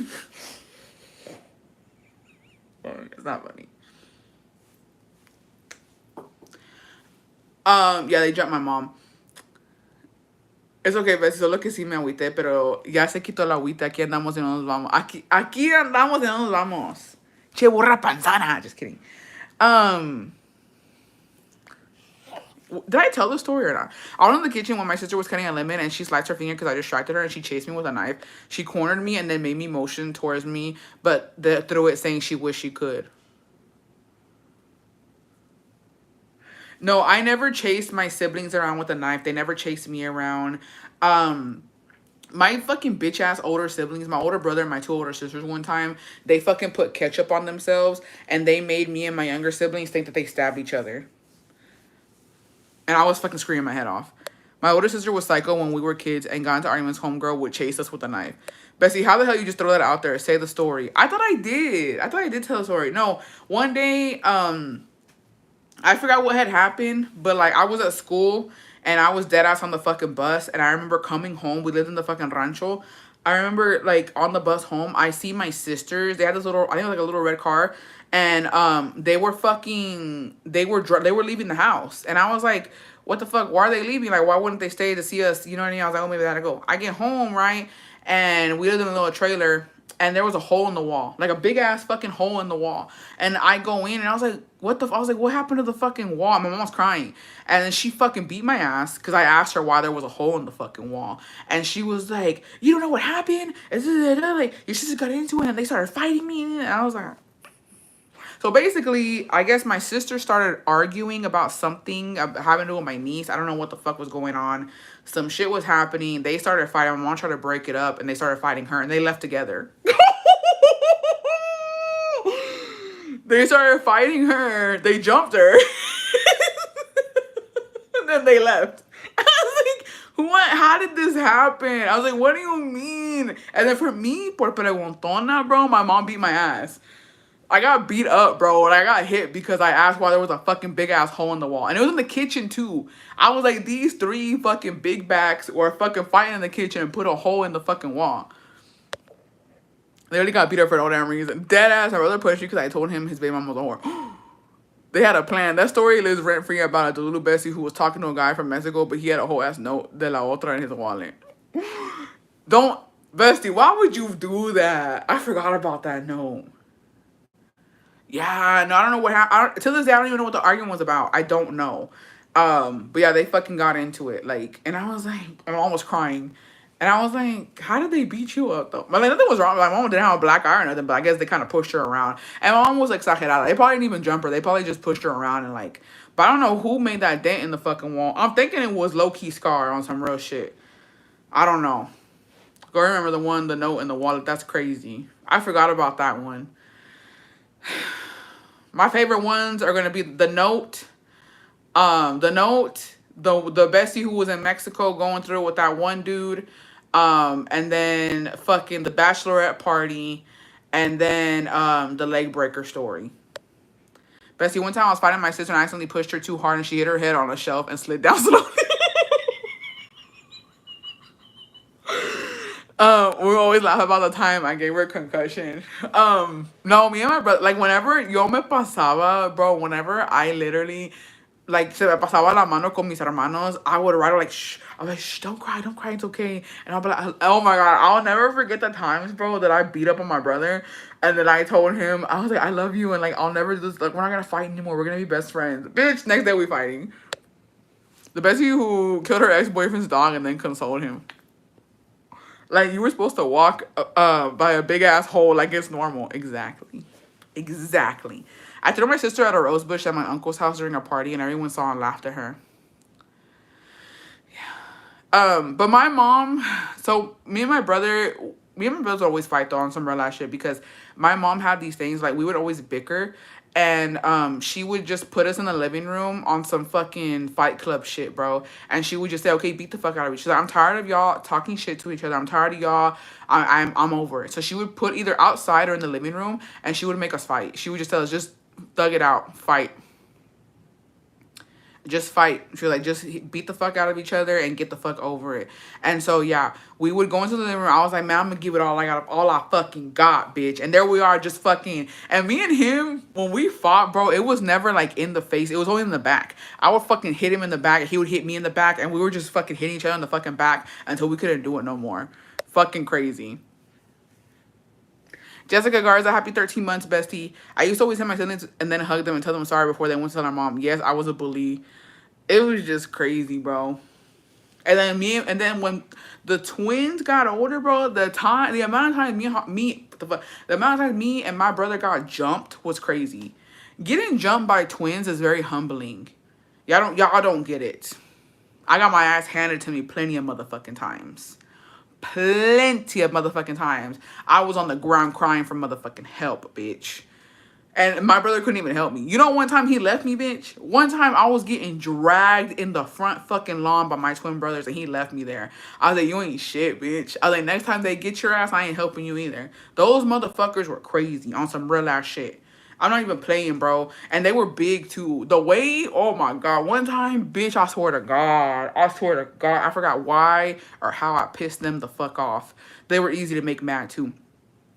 And we were outside on the fucking lawn. And look, me and my brothers were just country kids. We never had shoes on outside. Just walking outside on rocks. We didn't give a fuck, right? And I don't know what we were doing. I don't know how I fucking made them fucking mad, bitch. But one of them fucking came for my fucking legs, ho. Fucking literally, I had a fucking panic attack. He fucking came for my legs and I fucking fall down, right? And then the other fucking Oompa Loompa ass jumps right on top of me. And they weren't like wrestling, no, punching me. All I could do was this, bitch. All I could do was this. And then there's fucking big bitch just watching. Hello? You gonna help me or not? And we call him Junior. I was like, Junior, get one of these fucking bitches off of me, the fuck? And he was like, I can't. And he ran off. I said, bitch, ain't no fucking way. Ain't no fucking way. Bessie, I was the only girl and the youngest. My brothers are like 15 older than me, and they would use my ass, WWW me as a kid. I would cry to my mom, and she don't give a fuck. My sister dropped a glass on my head, and I had to get stitches, but she didn't do it on purpose. We went 2 blocks to our mom's house to go to the ER, and she was 9 months pregnant carrying my chunky ass. Bestie, please. Oh, God. No, that shit it wasn't a fucking joke. Does your dad visit your brothers in jail? I don't know what he does is his motherfucking business. So, you know what I mean? You know what I mean? They're his kids, so if he wants to, he can. But what the fuck that gotta do with anything? I swear I can't say shit. You want my social security number too? Just kidding. No, I'm just kidding. No, he hasn't gone. They're not, from what I know, I think one of them, I believe one of them is still in Texas. I don't know where the other one's at. But I know one of them is in Texas, but just not around here. I think it's maybe like, it's a drive. It's a drive. But honestly, I don't know if my dad ever will. I think it's probably hard for him to see them where they're at. But he hasn't gone. Nobody has, actually. From what I know, nobody has gone. I know somebody writing letters and shit. Not me. But the person who went and told fucking Billy Bob, fucking Kalaka bald-headed ass eagle, that I was writing my brothers and trying to get them out, that wasn't me. That was somebody else. But yeah, homie over there making phone calls daily and fucking writing letters. But me personally, I'm on my business. I'm on my business because, you know what I mean? What you want me to do? I'm disappointed. Obviously, they chose that life. Nothing I can do about it. But yeah, Scar be motherfucking, not bald-ass eagle. Yeah, when fucking Scar went and told fucking Billy bald-ass eagle that that I was writing letters to my brothers and I was trying to get them out, bitch. BFFR. She's the one who be sending shit, and she's the one who be calling them, and she's like, and there's nothing wrong with that. Do what you want to do, but don't put that shit on me, bitch. Like, you know, it's the one that didn't want anything to do with anything, and when I was getting attacked and I was getting blackmailed and they were trying to fucking get shit off of me, and they were trying to fucking come for me, bitch, and I was being put in danger, and she was like, I don't want nothing to do with that. I don't want nothing to do with that. Like, that's all on you. Why are you trying to get me? I was just being, yes, you very much were being nosy. And now I want to know who's been incarcerated in your family. Tell me now. I know you have somebody incarcerated. I know there's somebody. I want to know now. I'm running right now, Bessie. Type in a mile a minute. It's fine, Bessie. Take your time. But yeah, she put that shit on me, and she's the one who's been doing it. The fuck? Like I said, nothing wrong with that. But she put that shit on me. And I was like, what the fuck? And if I was, I would have said it. But I haven't. I haven't sent them money on some real shit, and I haven't sent them letters, nothing, just because they wasn't fucking with me before they went into jail. And like, you know, I was actively being threatened when it was my mom's funeral, and so no, I don't talk to them. Aguantarme el hambre. I don't know what I'm gonna eat, to be honest. I guess I'll have some tacos or something. I don't know. I got to jump on my twin sisters. They were young too. It was pretty damn funny. One was pulling my hair, the other was punching me. I was in shock. My brothers, I knew it. We're twinning. Sorry though, bestie. That shit's rough. No, bestie, it's spicy. Spicy what? Spicy what? Okay, hey bestie. I got a foot long, then maybe another one tonight. Bitch, that sounds good. I want some tacos. With chicken. Not the hot and spicy. I had half an almond earlier. I bet you're full. I bet you're fucking full. Hey, low-key, I like almonds. I like me, okay, I'm a southern gal. I love me a good pecan pie. A pecan pie, pecans in general. I can eat, bro, I swear to God. Can I tell y'all something? Let me tell you something. A pecan tree hate to see me coming, bitch. Down here in Texas, if you got a pecan tree, you're going to see me out there cracking them bitches open and eating pecans. The way my dad used to buy me a whole motherfucking bag of pecans and I would fuck them bitches up. I love pecans, right? And, but almonds make my head hurt. I don't know why. I can't eat almonds the way I eat pecans. Why is that? Somebody explain to me why if I eat a bunch of almonds, my head starts to fucking hurt. I like pistachios, but I love me a pecan. Oh, it's a Mexican to me. My mom, the way she be picking up like Easter. Yeah, if I see pecans on the floor, there's a pecan tree and I will pick them bitches up. I don't give a fuck. And I'll put that home in my mouth. Yeah. You think, oh, go home and wash them. No, right there and then, crack, bitch, open it up. No, any almonds in general, like, they make my head hurt. I can't eat a lot. I can eat maybe, like, a couple, like, not even a handful because my head starts to hurt. What is that? What's that about?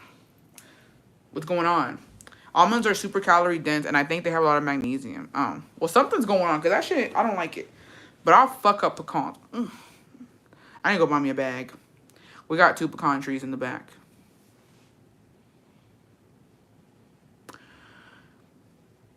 You're telling me you could have sent me a bag of pecans by now and you haven't? That's wild.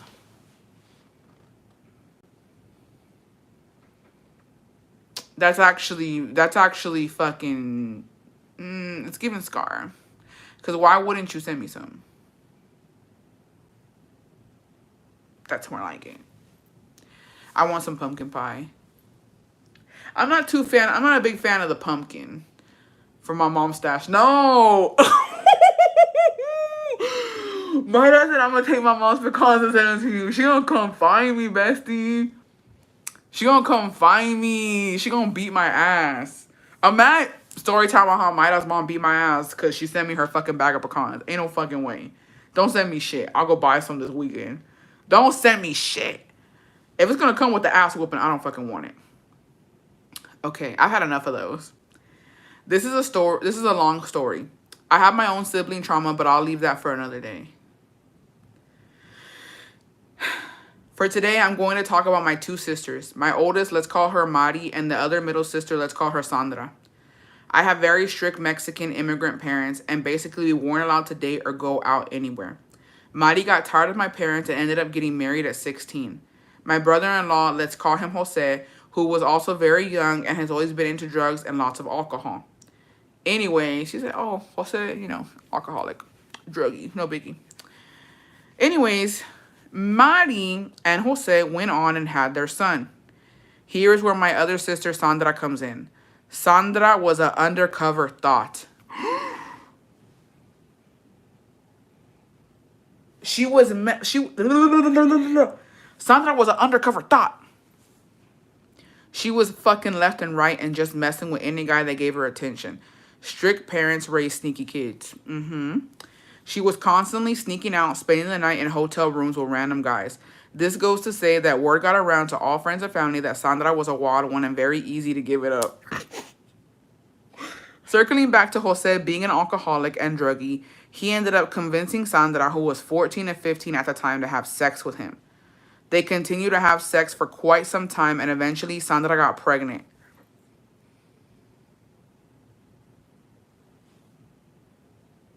Everyone was afraid he would kill her and the baby because when our dad got mad, he completely lost control. So everyone decided to hide the pregnancy. Sandra was a mini torta.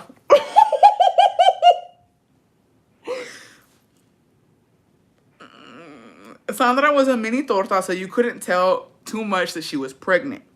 When my other sister Mari was also 4 months pregnant when Sandra got pregnant. Since the pregnancy was a secret, Sandra pretended her back hurt and she went to the ER to give birth. Jose and Sandra confessed in the ER the baby was theirs. Mari lost it, screaming, crying, throwing up. Eventually, they calmed her down, and Jose, being manipulative, somehow convinced her to take the baby. Mari, having her first son and a 4-month-old little girl, agreed to take Sandra's baby boy because she was also afraid of what our dad would do. Mari and Jose, with their 2 kids and now Sandra's baby boy, moved to Texas. They waited a few months and finally told my dad that they had twins, a girl and a boy, and eventually moved back home home where we were. Once they were back, Mari started taking her anger and resentment out on Sandra. Mari and Jose have always been broke and really bad with their money. She would blackmail Sandra by saying, my car insurance is due, you have the money to pay it. Or, hey, I need gas. Or, hey, I need a new phone. Sandra obeyed because she was terrified of her telling our dad. Mari also treated Sandra and Jose's child differently. All their other kids, yes, they went on and had more, had nice name brand clothes and shoes, while the little boy would get money handed out to him because people thought he was homeless. True story. Anyways, Mari and Jose ended up staying together. They still are, and Sandra went on and got married and has her own kids. Our nephew, now 22, was eventually told by Mari herself that his real mom was Sandra, but she never confessed that her man is his dad. And to this day, no one has wanted to tell him who his dad is because nobody wants the heat. Honestly, we are too traumatized to even want to bring up any of this. Our nephew did try and talk to Sandra about the situation, completely lied, and has continued to pretend that her son is her nephew. Anyways, there is so much more. If there are any questions, I'll be listening and answering. Love you guys.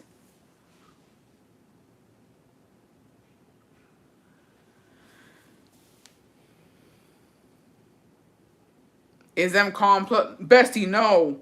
Maddie, get the fuck out. I'm not.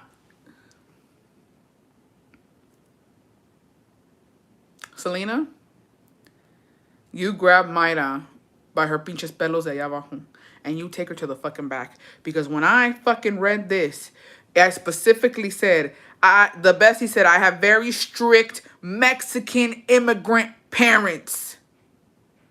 No, bestie, I was talking to Ivana. Oh, my bad. I apologize. I was about to... Mayra, you was about to get dragged. Mayra, you was about to get fucking dragged. That's what you get for having side conversations. That's what you get for having side conversation with a cheeseman's motherfucking cheeseman. Oh my god. That was fucking wild, y'all. Mayra, let's go sit in the back at this point. I was about to be like, ain't no fucking way. We need medieval stocks because some of y'all out of line.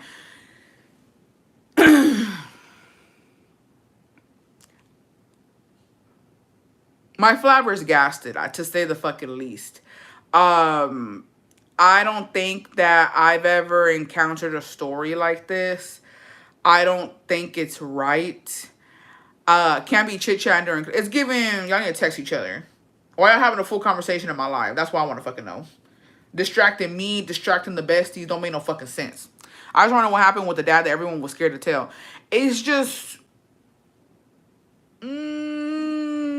I don't know. There's no way that... And can I say, bestie, I love you, but it's giving... Y'all ain't shit. All of y'all ain't shit because I wouldn't really give a fuck. I would have told... I don't know when you found out, bestie, but so many lives were affected by this fucking tragedy. Because it is a tragedy. Your nephew didn't get the same love and attention as the rest of his brothers and sisters. That's fucked up. It's fucked up. And it's giving, you know what I mean? Who gives a fuck what your dad would have fucking did? At the end of the day, your sister and your brother-in-law ain't shit. But, and you know what? The person who really ain't shit out of all of this is Mari. Because Mari chose to stay with Jose. She chose to stay with Jose. At the end of the motherfucking day, you chose to get your nephew and raise him as your child. And you chose to stay with this fucking trifling ass dude and have more kids with him. So it's giving, the fuck? And if everybody already knows, it's like, you might as well fucking tell him who his daddy is. His daddy is the same. It's his same dad. Like, I don't know why Mari took it upon herself to be like, oh, you're not my kid. You're my sister's kid. You're my nephew. He still got the same daddy, bitch. His dad is his dad. So why the fuck would you put that in his head? Now he thinking he don't know who his dad is. His dad has been there the whole motherfucking time. It just don't make no sense. And I don't know. Maybe because I feel like if that was my sisters and I see my sister treating one of my nephews differently from the others, I'm gonna speak up and I'm like, bitch, this shit ain't fucking right. Either you fucking todos parejos or you know what I mean? I'm gonna be trash because the fuck, it's not his fault. At the end of the day, he didn't ask to be born. At the end of the day, your husband is nasty and he went and fucked your sister. So yeah. But yeah, I honestly, Bessie, I love you, but none of y'all are shit. Cause y'all, somebody been should have motherfucker said something. If I may say myself. Yeah. And what your dad gonna do at his old age? Tell him before he gone. Let that man know what was going on. And you know what makes it worse, Bessie, is that people already know. People already know the truth. So, her young sister at that too, yeah. It's giving Jose should have just been locked up, called a motherfucking date, and none of this would have happened. But, I don't know. Hi, besties. It's sad to say when everyone but your nephew knows. I know someone who thought their stepdad was their biological dad his whole life, and everyone but him knew that and would talk behind his back.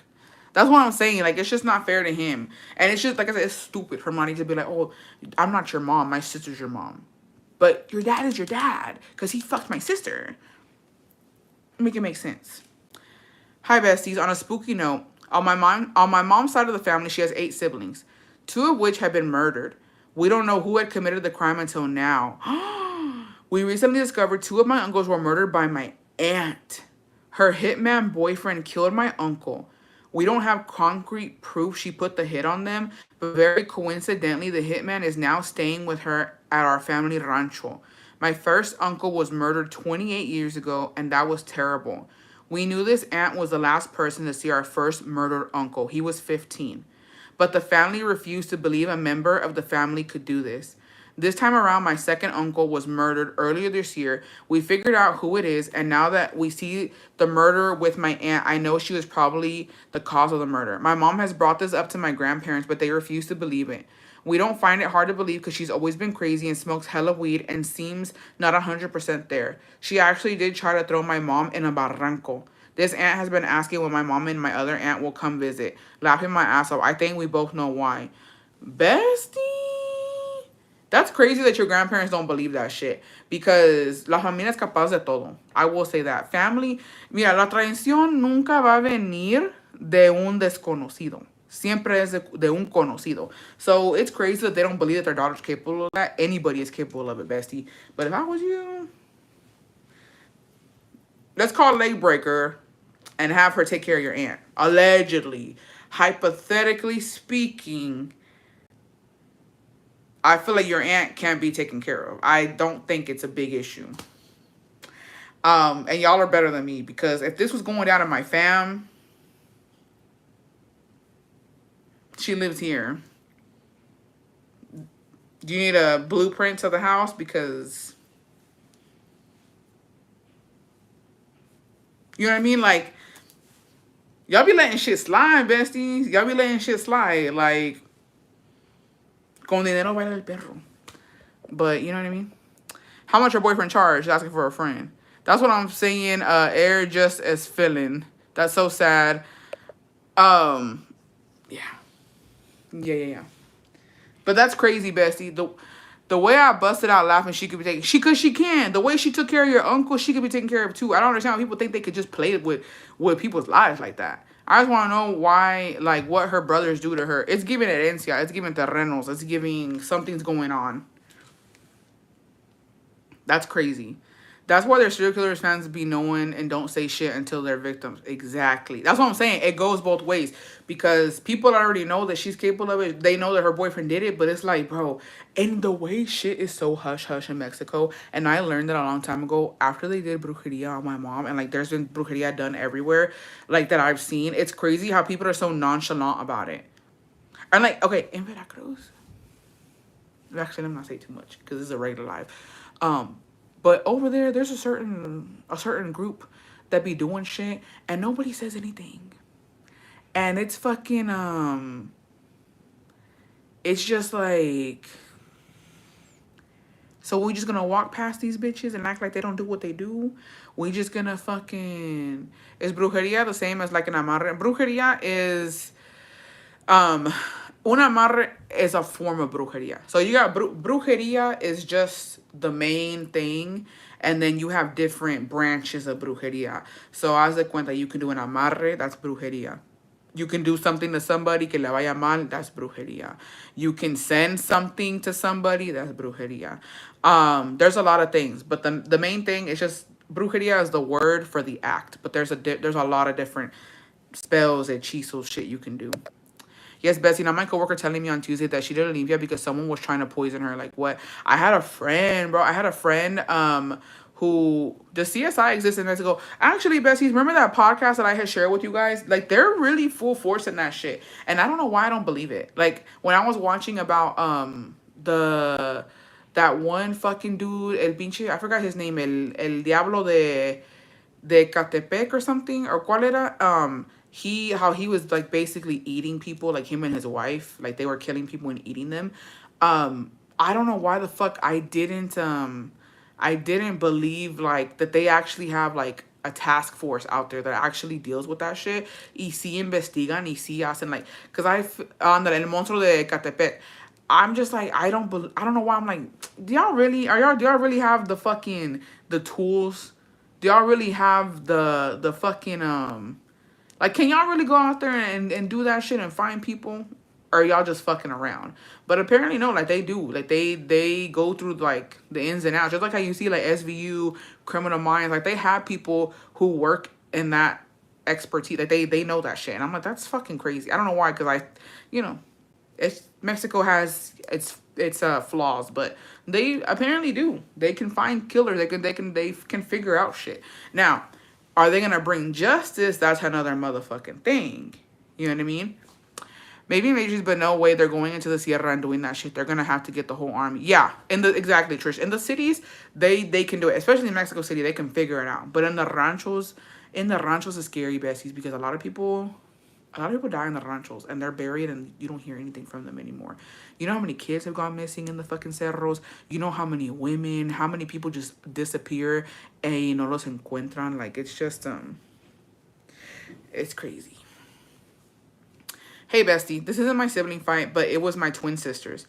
We were about 13. Me and my twin sister shared a room. And our older sister came to stay at my mom. She was 18 and she had 2 kids already. And at the time, she worked at the strip club. Well, one night after she got off work, she came in the room and turned on the light. And she went up to my sister and started asking for her charger. And my sister said she didn't have a charger and that they started going back and forth. Next thing you know, they started throwing hands and I was half asleep. I really don't know what was going on, but I ran to my mom's room and told her they were fighting. Next thing you know, my mom comes out butt naked and she started swinging on our older sister. Why I didn't jump in the fight, I don't know. Maybe because your mom was titty out fucking swinging on your sister. That's probably why you didn't get involved, bestie. Good move. Forensics and everything is equally as advanced in Mexico. Yeah, and like, I don't know why I didn't believe that, bestie. I don't know why I didn't believe it. I was like, oh, there's no fucking way. But no, they very much are. They very much are. I think because we see too much of like what the bad stuff that happens in Mexico. And just because I've gone and I'm like, it's scary. It's very scary. But, best tactical is fighting with the full bush on. If I was fighting a bitch who was naked, I would lose my fucking shit. Where was the charger after all? I would lose. If I had to fight somebody who's fucking naked, bitch. And let me say something right now. Besties, I don't know if this will ever happen to y'all. I hope not. I hope you guys are just not out here causing problems. Don't ever fight with a homeless person. Can I tell y'all that right now? Don't you ever fight with a homeless person or a crackhead. You drive the fuck off. You walk the fuck away. If you gotta push them, just push them to the ground and then run. Homeless people and crackheads, you don't know where they've been. You don't know what they're fucking carrying.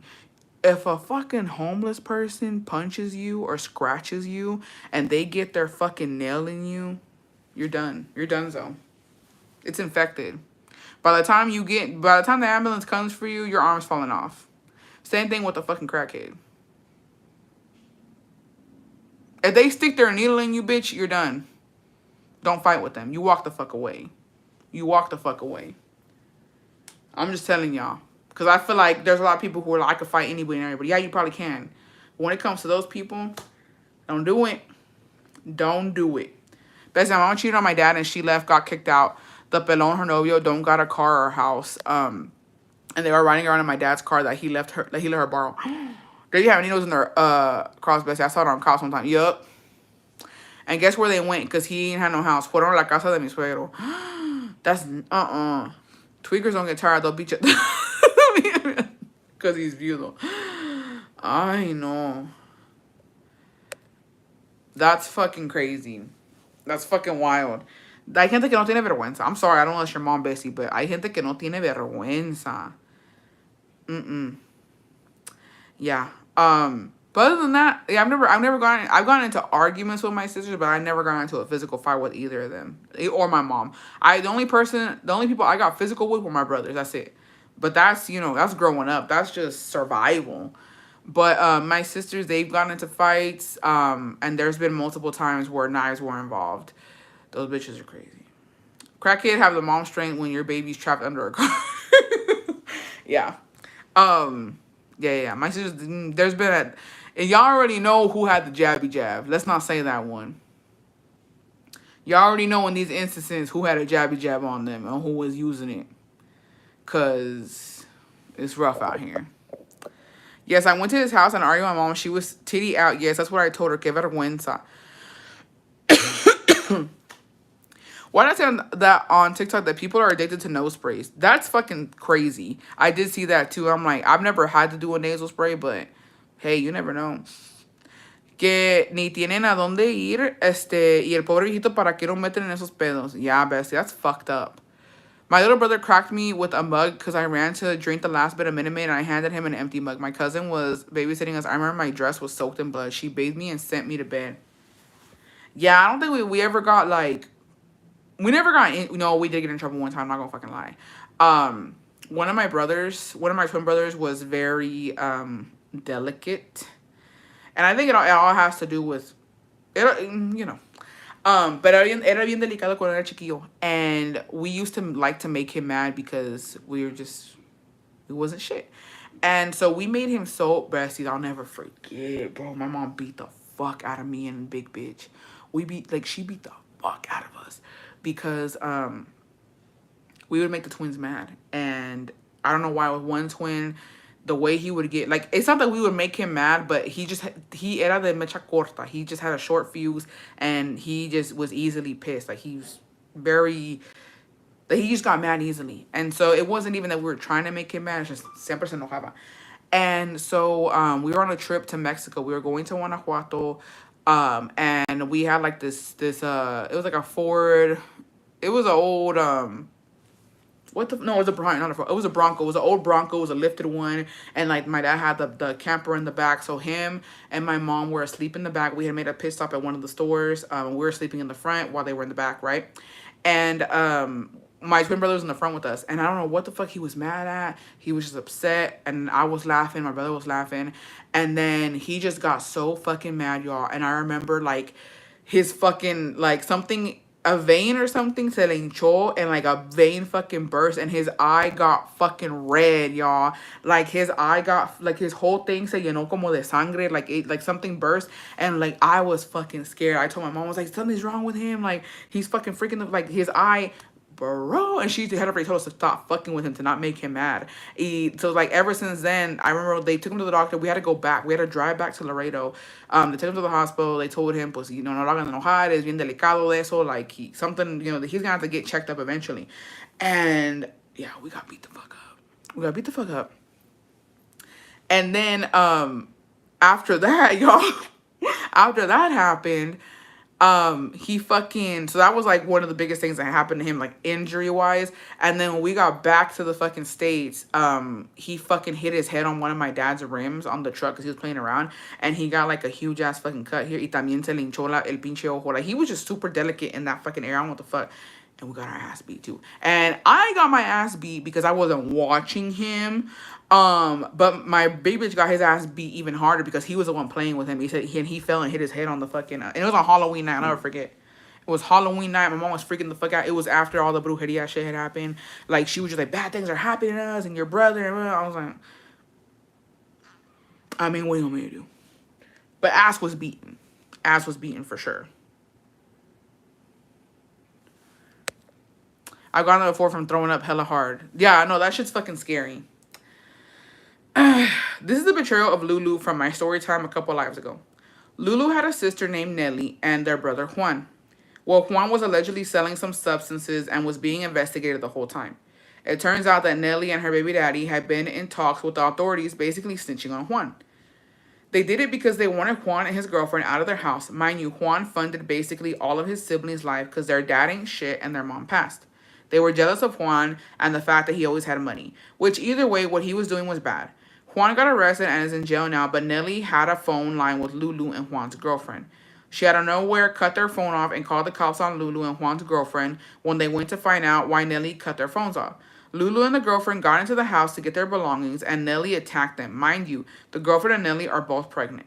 Nelly's baby daddy and Nelly basically jumped Lulu and then Nelly and Lulu got arrested. So that day we found out that Nelly had betrayed her brother and snitched on her brother. Damn.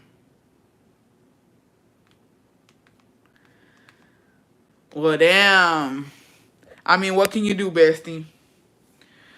What can you do? Because it is true. At the end of the day, he shouldn't have been. Here's the thing. Para andar bien en esta vida, pues tienes que andar bien. Y si andas mal, pues eventually it catches up to you. It's wrong either way what they did because, you know what I mean, that's her brother at the end of the day. Mind your fucking business or stay away from them. And that's the thing. You know that your brother is fucking up, but you're also not mad at the money that he's giving you or helping you with. Like, you can't, on the morality motherfucking, you know what I mean? Morality-wise, you can't not be okay with what he's doing, but be okay with the money he's giving you. Like, that is just, that's fucked up. Hey, bestie. This is a story of how I cut off my toxic best friend. In 2016, I got an entry-level job at a law firm as a translator-interpreter. I met a girl there, let's call her Alyssa. She was a legal assistant. Over time, we started to get close, but I was younger and a pushover and also had people-pleasing tendencies that back then I didn't know how to identify or control. Elisa was the type of friend that's like your frenemy. Like if something good was going my way, she always had to find a negative comment to make or somehow make it about herself or how she would handle the situation. I got promoted and also became a legal assistant, and it was such an accomplishment. The attorney was very straightforward and didn't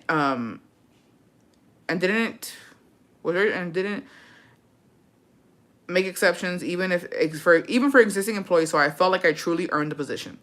When it was announced to the staff, everyone congratulated me, and then in private, Elisa commented that it was great. The previous legal assistant was leaving, so I got that opportunity since I didn't have a college degree. It was something I would have otherwise never had an opportunity to get, and I was like, yeah. But also, the attorney interviewed others and could have gotten another legal assistant with experience, but he chose me and maybe in part to give me an opportunity, but he didn't have any need to do me any special favors. So I felt like I also rightfully earned the promotion. Then Elisa said, yeah, but he'd rather not spend that much money hiring someone with a college degree instead of just giving you a small raise. Like I said, I was a pushover. When we got our reviews and a raise, a fuerzas me sacó how much I was making and told me she was happy for me, but that she needed to make sure she was making more because she had a college degree and I didn't, so they had to pay her more. Looking back, I see and now know that she was jealous because I was learning and advancing on my own despite not being college educated. I thank God for not getting discouraged despite her constant chingaqueditos, and I eventually ran the asylum department. It was a small local law firm, but I still find pride in that accomplishment because it was real people's lives that I had a hand in through my work. As the friendship progressed, I noticed she was so cheap and stingy. Elisa and her man were both college educated, which is awesome, but she swore that shit. She wore that shit like a cape and somehow always found a way to either bring it up. They both made pretty good money, but she was so cheap, bestie. She told me she was scared of driving, so every time we went out, I always drove, and she never gave money for gas. My dumbass would pick her up and would go out, and then I would take her home. Other things, like we would make plans to hang out, and once we hit the streets, she would be like, oh, can we go run this errand real quick? When we would get food, she would get a large combo for her and her man to share. Haggling with service providers like gardeners, plumbers, street vendors for an elote or a fruit cup. Like, damn, so cheap.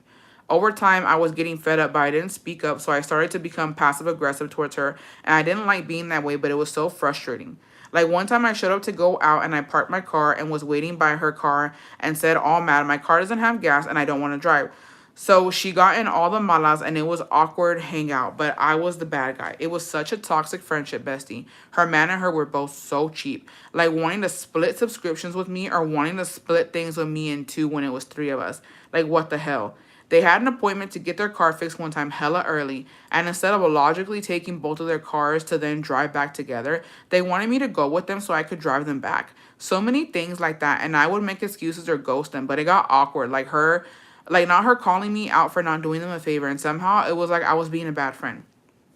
During COVID, she had a baby, and I had stopped working at the law firm. It became too much emotionally. As I mentioned, I work with nothing but asylum-seeking clients, and their stories will be in my heart forever. But I couldn't do it anymore, so I quit and was in that moment when life isn't lifing, so I became a door dasher.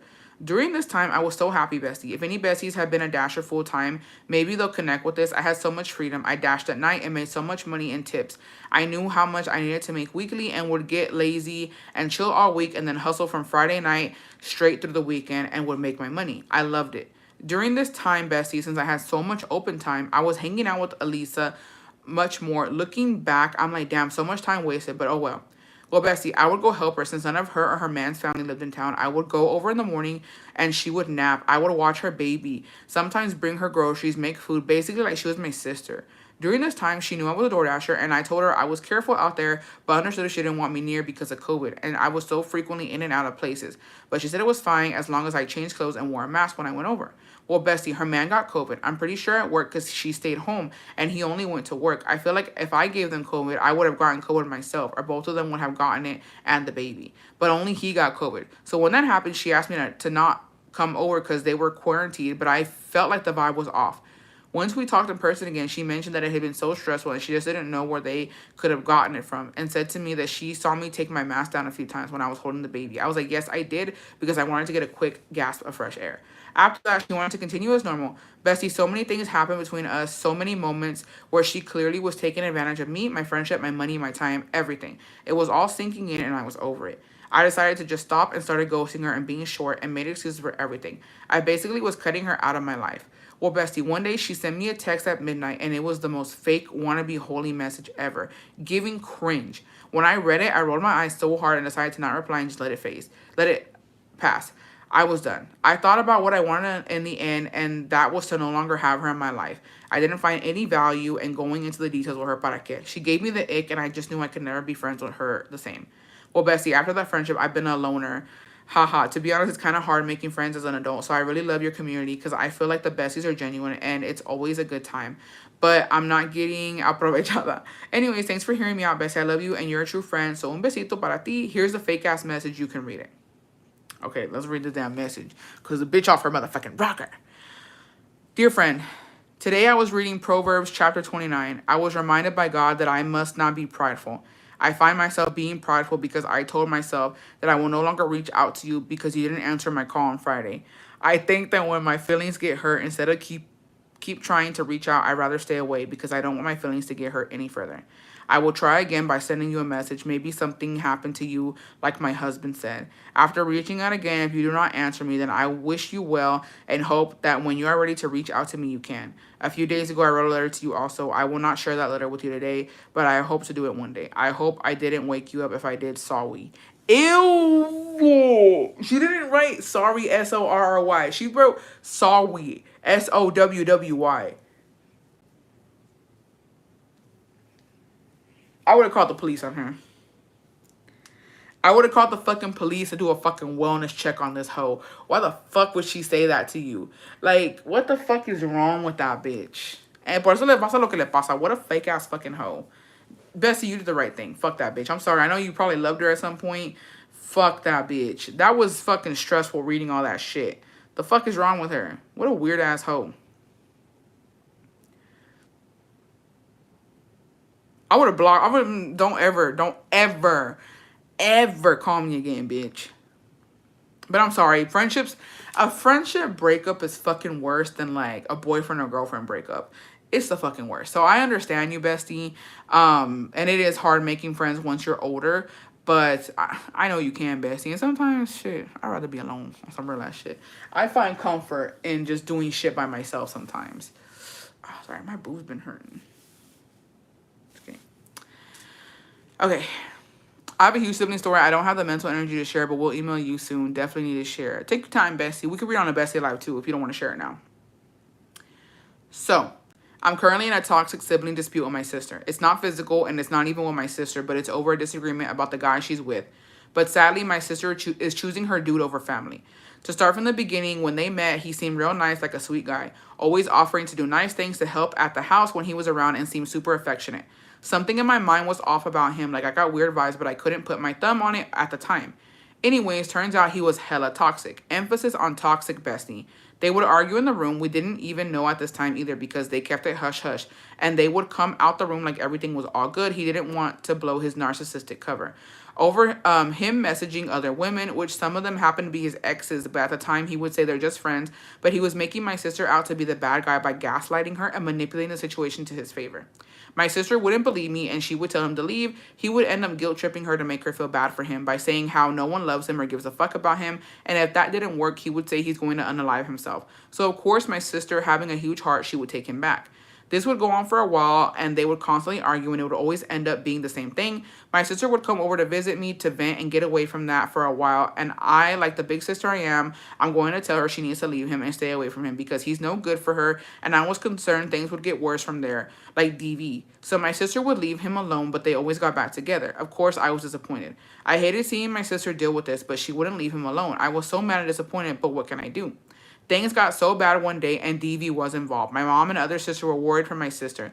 So my mom intervened for my sister's safety, but this bitch ass motherfucker yelled and got at my mom sideways and even pulled a pew-pew out and cocked it in front of them. So at this point, I'm like, oh, hell no, this motherfucker. He ended up leaving that night, and yes, my mom made a report. Long story short, after a while, he ended up getting locked up, and my sister was doing better without him until one day I found out she went back to him and is now letting that jail talk butter her up. Me and my sister had an argument over this, and she would throw our relationship in the mix, pointing out my relationship flaws and whatnot. But nowhere in my relationship was I dealing with DV. I understand no relationship is perfect, and we all go through things.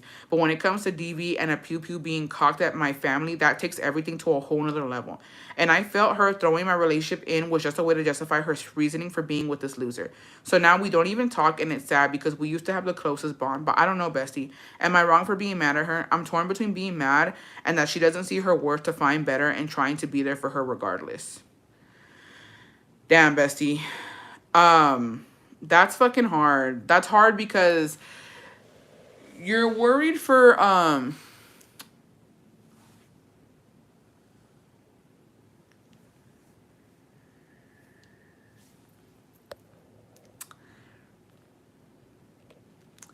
send this over. Send his info to the inmate hopper, bestie. Look, when it comes to stuff like this, bestie, of course you want the best for your family, but sometimes no entienden. And it's really scary because it's so easy to say cut your sister off, stop helping her, no le hagas caso, ignórala. But then when something happens, Dios no lo quiera, if something happens to your sister, then it's the fucking guilt of like, fuck, I didn't do enough. But honestly, bestie, you just have to let her live her life. She will have to reach her breaking point with him. And if it ends in DV or if it ends tragically, Dios no lo quiera. I'm not wishing that on your sister, bestie, but she's a grown-ass woman now. She's been through it with him. She knows what he's like.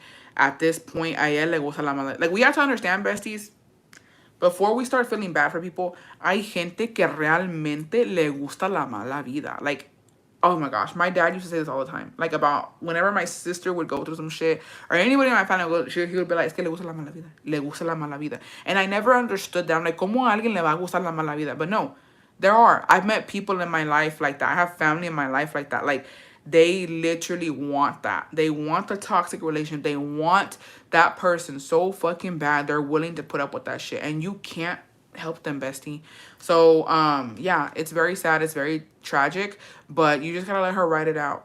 Now, if I was you, you know what I mean? Since there was a report, it's giving on your part to maybe him staying in jail type of shit. I'll be like, I'm scared for my life, bitch. It's giving a restraining order. It's giving everybody go put a motherfucking restraining order on that bitch. So that way they see it and they're like, oh, he's a danger to society type shit. He needs to be in jail. He needs to be locked the fuck up away from your sister.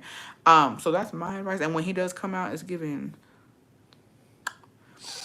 some of this. Throw it in the vehicle. Allegedly. Ring, ring, ring. 911. Get the placas. That man over here driving crazy. It looked like he on something.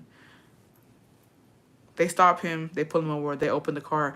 What's this? Jail. You know what I mean? Allegedly. You know what I mean? If it gets that serious. And here, don't come at me, bitch. Don't come at me. Because here's the thing, besties. This is her sister.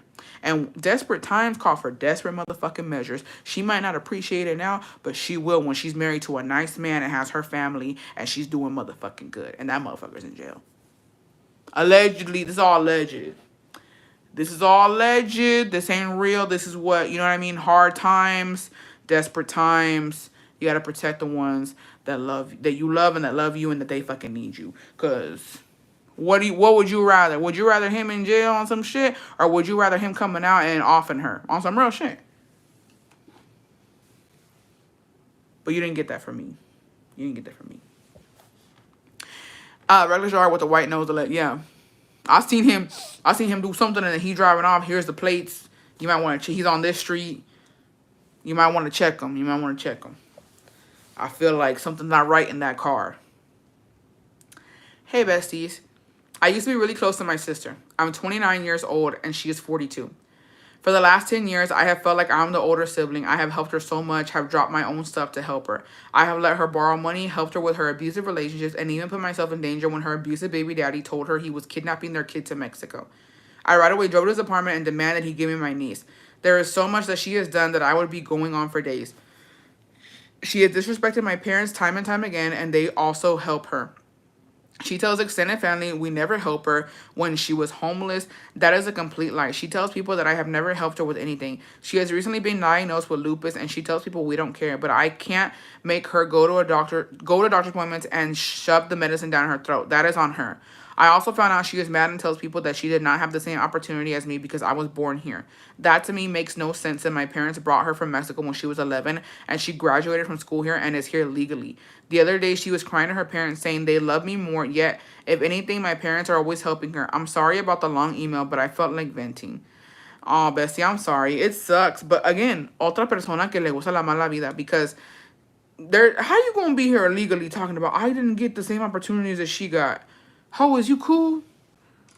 Make him fucking make sense, because a woman in an abusive relationship usually goes back an average of 7 times. That's what I'm saying. Like, she has to just never do much for anybody, besties, because that's the worst thing for. And here's the thing: some people don't understand. Like, besties, it goes really deep when it comes to favors. Like, you have to really take it all in, because I've done favors for so many fucking people, including family, including friends.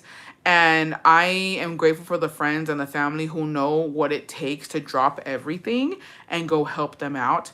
And when they do it for me too, I'm forever grateful, because you don't know what that person's going through. You don't know how they are at their job. You don't know how they are financially.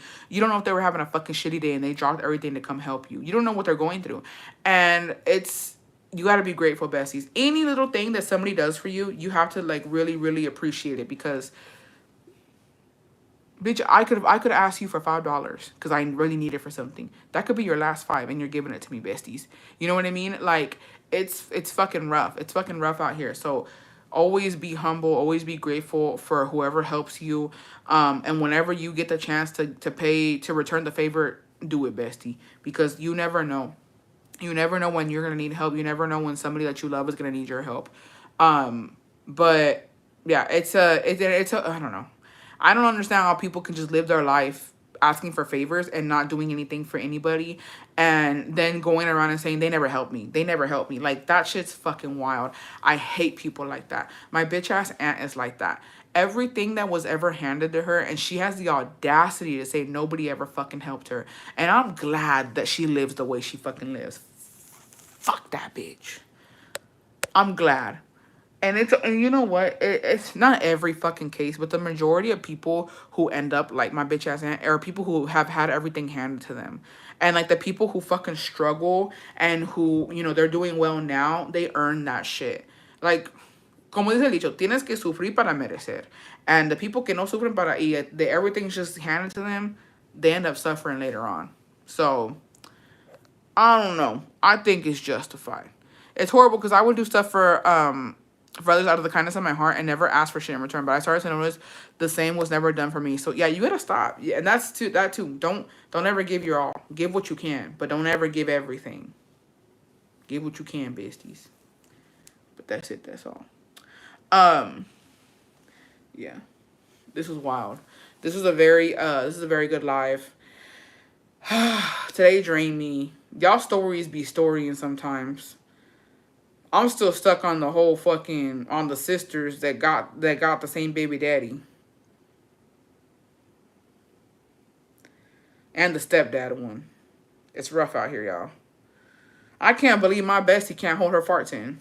That really shook me to my fucking core, y'all. Now when I fart, I'm gonna record myself. Bestie, you're giving Wednesday Adam vibes. I didn't know what to do with my hair. I said, fuck it. It's going into two fucking trenzas. Because I can. Because I have enough, bitch. You see this? It's giving inches, ho. Screenshot that, bitch. Yeah. This is what a trenza looks like, ho. And yes, okay, it comes from all the way up here, bitch. And I did little twisties. These are what trenzas look like. It's not just this.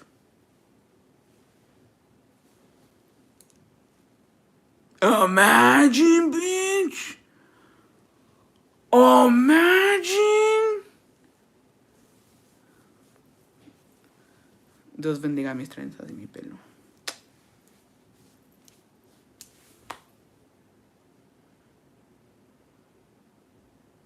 Yeah. Oh, sorry. Thought I heard something. Thought I heard a bald bitch saying something. You hear that slap, bitch? That's what that shit's supposed to sound like. I'm sorry, Bessie. I'm sorry. So I myself, why las personas que son malas les va bien que las personas que son buenas. Yeah, I thought a bald bitch said something. Please forgive me. Okay, and what if I'm bald? I'm sorry, I'm just kidding, man. Emma Hopper with her chin length with. Dude, she takes me out when she's like, she does this. She's like, it's not all that. It's just this. They need to stop dyeing her fucking hair. That's whoever her hairstylist is. That I don't. And you know what's crazy? If she really did buy that Louis Vuitton bag, she could have got extensions. She could have got extensions on some real shit. I don't know why the M.A. Hopper walking around with a Louis Vuitton bag and no extensions. And that look how thickum she is. Se me rompió esta madrita. She thick. The little liguita just popped off. She can't hold all this. Look at that. I also braids help your hair from breakage and whatnot. I started sleeping with braids now. Any Betsy can confirm this. No, because low key, my hair been thinning out. I ain't even gonna lie, my hair been thinning out. It's just jokes, bestie. She could have got shorts that fit with her Louis money. Bestie, take me on a violence for hair girls. Just be careful, cuídense. Damn, I can't believe the liguita popped off. Sorry. Yeah. No, my hair's thinning out. Bestie, I can't do those braids because my hubby pulls them. Exactly. Just my humilde opinion. No, you should have your hair in a protective style at night. I don't. That's probably why my shit's been thinning. Bestie, you see that girl in Mexico went to me an inmate and she died? Oh, yeah. I did see that, bestie. Where the fuck did I see it? I didn't know it was in Mexico. I thought it was here. That's fucking wild. Que Dios la tenga en su santa gloria, bestie. But it's one thing to do a conjugal visit here in the States. It's another to go to a Mexican fucking prison. I wouldn't go. Yeah, las veces giving thickums with your liga. Yeah, se me quebró la pinche liga. Yeah, I did see that. I didn't know it was in Mexico. I thought it was here. And I was like, no, but, and then I was like, why haven't I seen it on the fucking news? Pobrecita Bessies, but I don't, look, here's the motherfucking thing. I don't want to discriminate against people who are in jail because we don't know why they're in there. We don't know the circumstances. Like the Melendez brothers, uno nunca sabe por qué pasaron las cosas, por qué están ahí. But I just feel like, I don't know. I don't understand the logic of fucking going with a man who's incarcerated. I don't understand why you would want that. I don't want to. I don't understand. I don't get it. But it's very dangerous, besties, because especially the ones who are in there for murder. Because I don't know. What makes you think that they're not gonna come out and do it to somebody else? Like, what makes you think that they're fucking changed people? Uno nunca sabe. So, yeah, I don't know. But yeah, it is very sad. It's very sad that she lost her life like that. Pobrecita, que pues que descanse en paz, bestie. I can't imagine what her family's going through. I can't imagine how that fucking happened. Like, and it just goes to show, like, that's very fucking dangerous. Um, yeah. But anyways, besties, I'm gonna hop out. Is there conjugal visitation here in the U.S.? Just asking. I think there is, but I think you have to qualify for it. But that's the thing too. It's crazy in Mexico if they did let that happen, because I'm pretty sure you have to see what type of person the inmate is, what their record is, and if si él ya está en la casa por matar, I don't understand how they would let him have a conjugal visit. I don't know. That's crazy. It's different too, because there's women or there's couples who have been married. Like, if okay, Dios no lo quiera, me and Jacobo were married, right? And then something happens, he goes to jail. Of course, I'm gonna go want to see my man because that's my man. We've been married for so many fucking years. That's different. But me, if I didn't know Jacobo and he was an inmate, I'm writing to him and I go, that's totally different. Like, that's just I'm sorry, and I que Dios me libre de esto, and I hope que no me castiga el universo por decir esto, but bitch, I'd rather be alone on some real ass motherfucking shit. I've been said that. There's no motherfucking way. I'm sorry. No discrimination, no tea, no shade, no hate. There's no fucking way I'm that fucking desperate that I'm doing any of that motherfucking shit. Mejor, yeah, estoy sola con mi pinche rose. I just feel like these bitches who are out here doing all of that, bitch, it's giving desperate. It's giving shove a fucking pepino up there or something, but you don't need all that. Risking your life, risking your health. It is what it is. I don't care what you say, but any man that you know have been in jail, you ask them what goes on in there.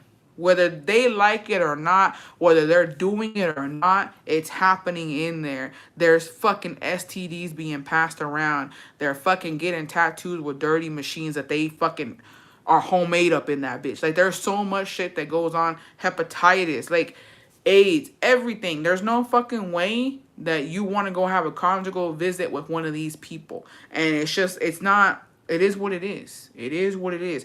Habiendo tantas pinches personas acá afuera, there's no way you're going to go do that. For what? And like I said, I'm not trying to discriminate, but it is what it is. It is what it is. If I was in jail too, the fuck, you think I'm going to, me libre de eso? You think I'm going to expect anybody to come want to fucking fuck my ass? I don't know what y'all doing. You don't know what I'm doing in there. You don't know what's going on. Only they know what's going on in there. And when they come out, they tell you. At the end of the day, a hole is a motherfucking hole. So, no tea, no shade. But don't do it, besties. Find you a nice man out here or a woman or go buy you a fucking toy. There's no reason y'all need to be doing any of that. The inmate hopper ain't even getting fucked. She just sending them fucking money. That's the sad part. That's the sad part. She ain't even getting tronco. She's literally just giving these men money. No tea, no shade. My mother had a girlfriend for the last 5 years while he was in prison. She waited to send him money. And 94 months into being free, he cheated on her. That's what I'm saying. Better her than me, though. Yeah. Better her. Let me take these standards out. Because I'm about to wash my ass. Anyways, yeah. I'm about to get off here, Bessie. I'm going to go see what I eat. I love you guys. Thank you guys for sharing your family stories with us. With the health standards in the prisons, I can't imagine they would smell too great either. And it says like soap. Yep. Thank you so much, Bessie, for providing this platform for us, Bessies. You always give real advice straight up and to the point. I love it here. I'm going to be subbing as soon as I get paid. Thank you, Bessies. Reminder. Thank you, Bessie. Reminder. December's coming. And I'm tweaking. I'm tweaking like this. Look. I'm tweaking. Se me va a salir un pedo. On some real shit, I'm about to be the bestie. Se me va a salir un pinche pedo because the tea is teaing. And we're going to go, si Dios quiere, we'll be in Mexico earlier this year. So as soon as I get over there and I connect to the motherfucking Wi-Fi, we doing a bestie live and y'all getting the motherfucking tea. The first bestie live in Mexico will be the motherfucking tea-ness. So y'all stay ready. Like I said, besties, y'all don't got to sub now, but sub in December. Sub in December because it's going to be bestie only lives. It's going to be bestie only lives. You ain't ever letting that bestie live. Y'all don't get it. As soon as I get there and I can do a bestie live, we talking about it. It's too fucking good. Everything that has transpired, and it's only getting better and better and better.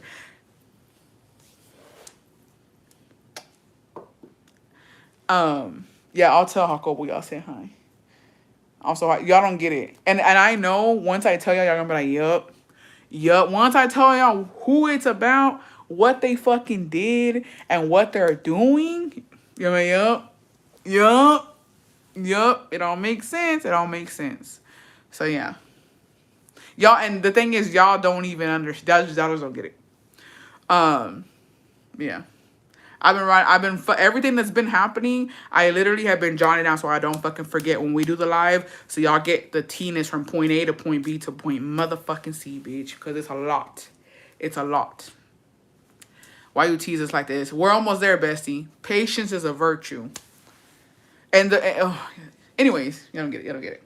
But yeah, I love you guys. I will see y'all on the next live. Que Dios me los bendiga hoy, mañana y siempre. Por los hijos, amen. Have a good weekend, besties. And I'll see y'all soon. I'll see y'all soon, besties. The preview is good. The preview is previewed. I'm gonna buy those Christmas popcorn with the 3 sections just for that live. Please let me know when it. Yeah, I will, Trish. I'll let you know. I have no virtue. Bessie, did you catch my name profile pic? Bessie con el nudo en la garganta. Please. Yeah. I think it's pretty good. I think it's pretty damn fucking good. All right. Bye, besties. I love you guys.